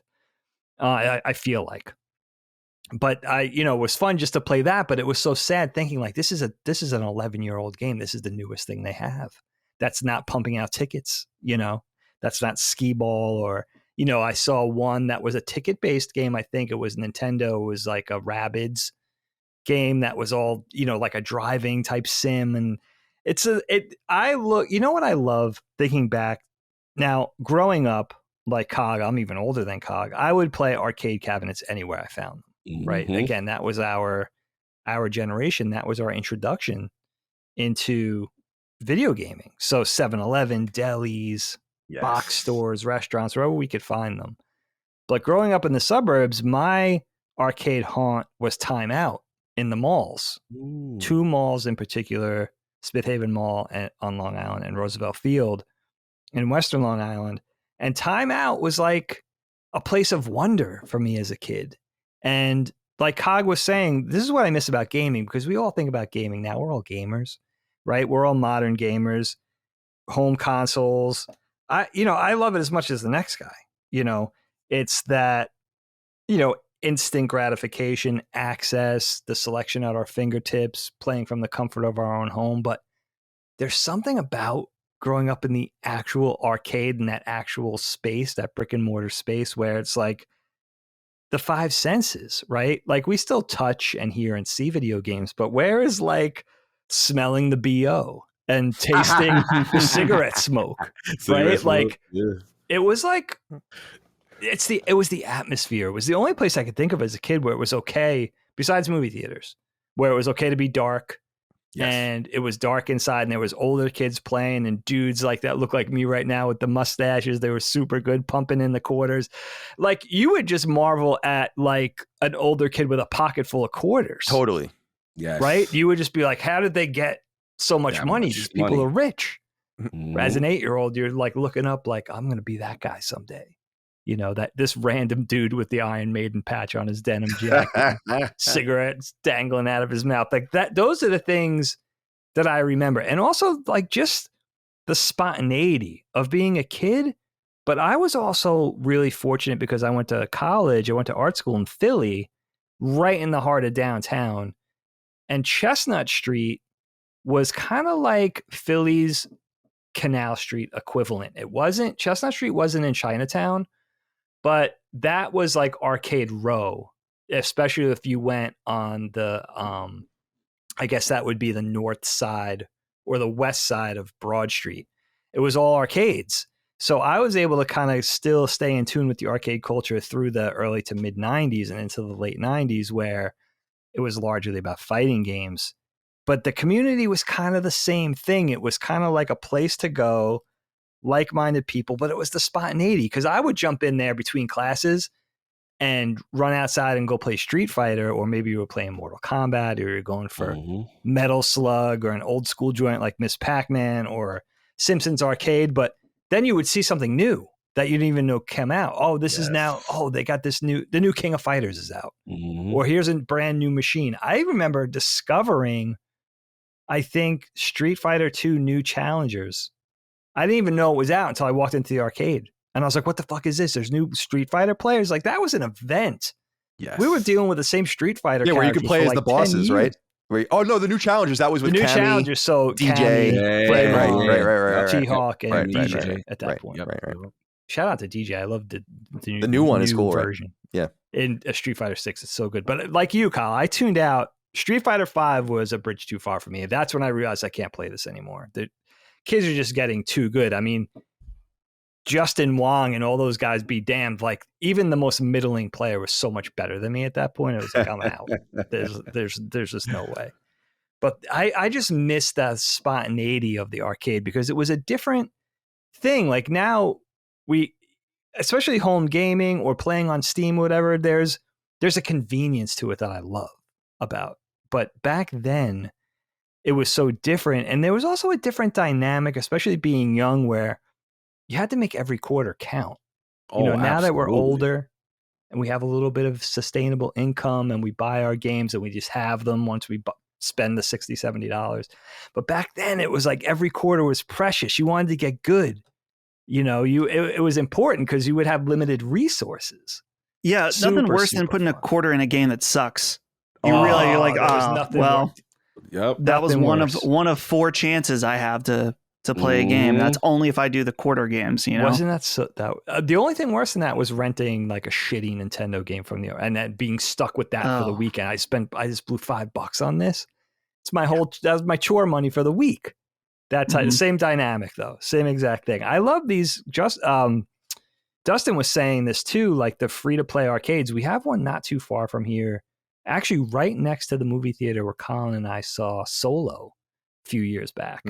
There's a free to play arcade, and the model is interesting. You go in, everything's on free play. You just pay the flat rate, $15 for 45 minutes, whatever it is. The only thing is, I love still having them around, because you know what's cool about having proper arcades now in 2023 is that, and I think Dustin was alluding to this already, it has arcade games from every era. There's a culmination of so many different stages of the industry, and really old school to the newest stuff and everything in between. Just paints this canvas of everything that's happened since the 70s, which is so interesting. We have decades worth of like content, if you will, now, which is so interesting. The only bad thing for me is I walk into a place like that, I see one of my favorites like Marvel vs. Capcom 2, and I'm just on that for 45 minutes. I don't want to play anything else, but I love it. And I love seeing it, like even going down to the shore with the kids, there's always something where it's a shame kind of to see the 85% ticket centric Chuck E. Cheese prize counter thing, but it's nice that there's still, whether it's the barcades or whether it's the Galloping Ghosts, the huge arcades in the inner cities and stuff like that, that there's still a market for it, And I think that plays into a lot of the things with just people's leisure time. There's not that much that's changed. It's still the same thing: mini golf, movies, bowling, arcades. There's not that. Now we have escape rooms and newer stuff, but there's not that much still. So it's nice that arcades is still a big part of that thing, where whether you're going out with your friends for drinks or dates or whatever, with those things still exist. It's nice to see it kind of return to that. I would love to see like a full on return to arcades as a form of video game entertainment besides just home gaming. Cause that's the thing. It's sights and sounds, the arcade cabinet, the artwork on the marquee. Yeah. It was an experience unlike home gaming. You know what I mean? It was really something, again, which just took a grip of your five senses, I feel like. And that's kind of missing from home games, as cool as it is, right? Yeah. You're kind of trading convenience for an experience, a richer experience, I feel like. Totally agree. And the social interaction just between kids. You made friends. You made, Absolutely. And enemies. And enemies. Yes, very much so. Yeah. Okay, Colin. No, please. I was just going to say, I wanted to touch on something that Cog had said a while back, just while I was thinking of it, is that talking about the difficulty of some of these games. And it's so funny now. When I was at the arcade last, I was like, I'm going to give Ghouls and Ghosts a real solid try. That's a hard one, man. And I was like, holy, I know from trying to play the Super Nintendo version, which has that horrible slowdown. I was like, it's going to be better in the arcade because it's not as laggy. I don't know how did anyone beat that at that time? Like the amount of quarters you'd have to pump in, even to just get competent. Even just to fake beat it. Yeah, exactly. Because really. Doesn't it make you beat it again? Yeah, like 3 times. Yeah, 3 times. It's insane. I love that. Yeah, I don't think I have too much to add. Dagan and Cog covered a lot of my memories as well. I think one of the things I wrote down was something Cog and I discussed, which was comparing and contrasting the games in the arcade and how they kind of started to, as I got older, started to fuse into the same game. And one thing I really loved was discovering these mysterious versions of games that I didn't know existed. I remember running into Ninja Gaiden in the arcade, which is totally different than the Ninja Gaiden home game, and it's way worse. The NES version is way better. But you start to realize that there are these, like, there's even a Super Mario Brothers, not Mario Brothers, but Super Mario Brothers arcade version, and you start running into these things, and you're like, wow, there really are a lot of these things. You really have to have just run into them randomly at your local pizza shop. Our local pizza shop, Ragtime, used to rotate their 2 machines fairly often. They were on top of that. I don't know what that was all about. Once Street Fighter 2 hit, I think they kept that around for years. Yeah. And we used to go there and play Street Fighter 2 just constantly. It was awesome to have access to that. But I remember even when we had SNES, which we got it immediately when it came out, and then the Street Fighter 2 port was like mind-bending and life-changing. That was when I was like, I don't think we really need the arcade anymore in my mind. And I think that unfortunately I was just a little, being born in 84, like just a little bit on the late cusp of relevance, because I always saw that tension of like, why I felt it was I wrote this down in my notes. Actually, I wrote the word risk because I always felt it was very risky going to the arcade. And it's like, all right, I have $5. You get your coins or whatever, whether your quarters or like your bespoke gold coin for the arcade you're in, and then you go about your business. And I remember being nervous. It's like it's a currency that's running out. You felt like you were very much finite in your ability to discover things, and you want to be kind of safe. And I remember just being like, oh man, I think I'll just play at home. That's why when Mortal Kombat came to SNES in '93, I was like, yes, that was another one Huge. where I was really excited. And the Genesis port was even more beloved than the SNES port because it had the blood in it and all that. But by the time you started getting to PS1, you're totally right. The Namco and Sega games. So Namco really on PS1 and Sega on the Saturn. Those games started to really, what it was Virtua Fighter, Virtua Cop, all like Time Crisis and all these random things from Namco and whatever. They all started to kind of look right. I remember when Dreamcast had had a port of Time Crisis. No, House of the Dead. Oh yeah. James, I tried. What it's like. I still remember the lines from it. I was obsessed with it. And when it came to Dreamcast, I was like, this is fucking awesome. I can't believe this. And you had the little zapper and all that. So I did love the fusion of the two. And there are certain companies that I'll always kind of think about when I think of the arcade. And I wrote some of them down. So some of them are obvious. We brought them up many times, like Sega, Namco, Capcom, Konami. Especially Konami with brawlers. They were just murdering it with brawlers. I mean, and the brawler genre is what I still refer to this day as like my quintessential arcade genre, even more than fighting games. And brawlers are still games that I'll play with other people, like that will play multiplayer because I feel like they're supposed to be played together. And then either some other pulls like early game making Nintendo, they got out of the arcades pretty quick. And then Atari and Taito. Taito is probably the most relevant arcade company that has almost no relevance today. And actually, they're Square Enix bought that brand. Oh, did they really? Yeah. So they own Square Enix owns like Space Invader and all that kind of stuff. Space Invaders, man. And then we said it already. SNK. For people that aren't familiar with the Neo Geo and SNK's arcade presence, I think you should just go look into it to understand how incredibly sophisticated and ahead of its time it was from a presentational standpoint. You paid for it, of course, not only in the machine that was an exorbitant amount of money, not only in the games that cost hundreds of dollars themselves, but if you just went into the arcade, one of the things I wrote down were the 1 quarter versus 2 quarter games, even games that started to take dollar bills and stuff. Yeah. The SNK machine, though, whether you're playing Magician Lord or World Heroes or something like that, you could choose your game. You could bring your memory card in from your home console and use it. It was so sophisticated. It's just it reminds me of On Live and random shit like that, where I'm like, you're just way too early with this. Yeah. This is a great idea. You're just way too early. Mm-hmm. And so shout out to SNK for that as well. And then finally, I had a memory of the social aspect of it, where you were talking about older gamers there. Like that's what I remember about like older gamer culture, this like unreachable. I was always the young kid there or whatever, and kind of just observing, right?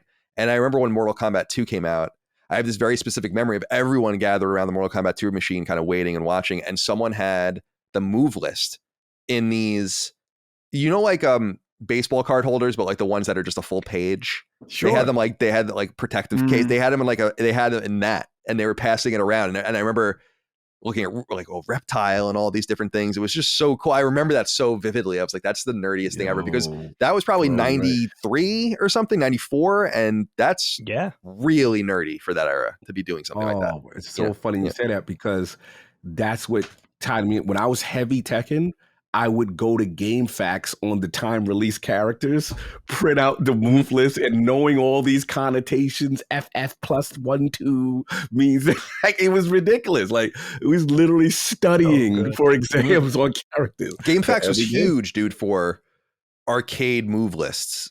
And character guides and all of those kinds of things. Yeah, it was their bread and butter. Some of them sourced even from Usenet and put on GameFAQs later. It's pretty cool. So I was just noting that on Sacred Symbols, that one of my favorite things about GameFAQs is that some of those documents are legitimately from the 80s, before the World Wide Web even existed. And it's just so cool that they've survived, and the printouts like that. It's legendary. I used to go to the Northeastern's library and just print out GameFAQs guides, and they would get so mad because they would be there would be like student workers there like manning the printers, and it would just print like hundreds of pages. And I'm like, dude, we pay so much money to be here. I want to be honest with you, give a fuck less how much I print. Just to be honest with you. I used to do it too. Yeah. All right. Dustin, are you satiated? Yeah, I'm glad. Like I said, I was glad to talk to you guys about this because I feel like I got a taste of that culture, but not the full thing. So I always love hearing about stuff like that. So just the thing I'll say in parting is that if you guys got a local arcade, go support them. Go check them out. You'll have a great time, and nice little date. Take your boyfriend, your girlfriend, whatever. Even if they don't like games, they might have a good time. They might not too, but. Dude, that's why I think barcades are perfect. That's why I just think barcades, I don't begrudge them at all. I think it's awesome because it's just the natural way for this to survive. Like you need something high revenue to counteract the cost of the games, which you just aren't going to make any money on. People just aren't.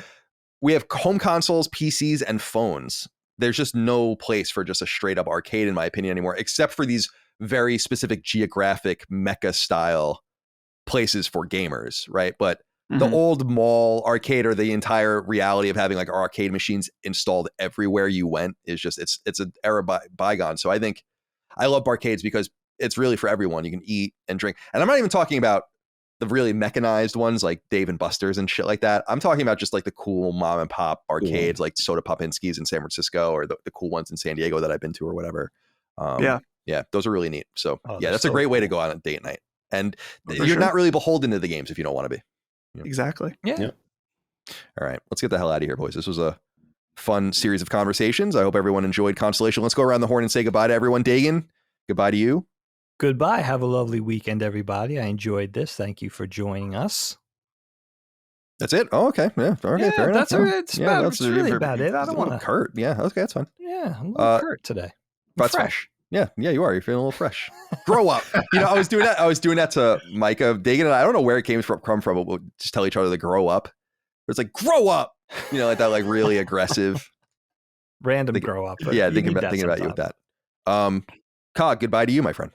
Yeah, goodbye, gents. Another good Constellation. I got to get the drip like Dustin over there so I can be fresh for it for next time. Yeah. Oh, yeah. But for sure. We'll send you whatever you want. Just email us. Yeah, definitely. Yeah. I'll shoot you that one. Yeah, no problem. And then Dustin, au revoir. Goodbye. And I want to end off saying, Dagan, thank you for the mustache. It's kept me warm this whole podcast, honestly. I got to remember to shave it off before I leave to go see Helene at the beach. She hates it. I literally got out of the bathroom. I was like, I'm going to leave it for the guys. Helene, Lilia walks in with her. They went out for breakfast with her two friends, and she was looking at me from downstairs. I wasn't even down the stairs. She's like, what the hell is that? And I was like, what? What's going on? I thought the dog was dead or something. She's like, you got to shave it. They hate it. Which only makes me love it more. I know. That's what I'm saying. You got to keep it. Egging me on. You got to live, man. Dagan, next time I'm on, well, let's coordinate. Okay. I'm willing to do a mustache. I don't know if I can go full clean shaven, because if I clean shave my face, I just look like a baby. But I can definitely cut the rest of this down and have the emphasized mustache. I love it. For Constellation. I want to do that with you. Okay. Absolutely. Yeah. I mean, we could do it on Punching Up too. Okay, yeah, let's surprise those other two birds. Let's do it. Yeah. I haven't been clean shaven since 2013, I think, but I did get my beard pretty short a few times, and my face looks so weird. I'm like, I can never not have a beard. Can't get used to it. I just can't. Yeah, my face looks so small. I'm like, where's my face? Where's your face? All right. Where's your face? Let's get out of here. Guys, thank you again for your time. Thank you all out there for your love, kindness, and support. Patreon.com/LastStandMedia for early ad-free access. LastStandMedia.store for merch. We appreciate you. We'll see you next time. Until then, goodbye. Constellation is a product of Last Stand Media and Colin's Last Stand LLC and is proudly recorded in the USA. The show was conceived by and is directed and hosted by me, Colin Moriarty. My co-host is my brother, Dagan Moriarty. The show is produced by Last Stand's executive producer, Dustin Furman, and is edited by associate producer, Ben Smith. All Last Stand theme music is by Ramon Narvaez, and all of our graphics and logos are by Dagan Moriarty. As you know, all of Last Stand Media's podcasts, including Constellation, are fan-funded on Patreon at patreon.com/laststandmedia. The following names are at the producer level on Patreon, our highest support tier, and we're infinitely grateful for your thoughtful and kind contributions to our independent endeavor.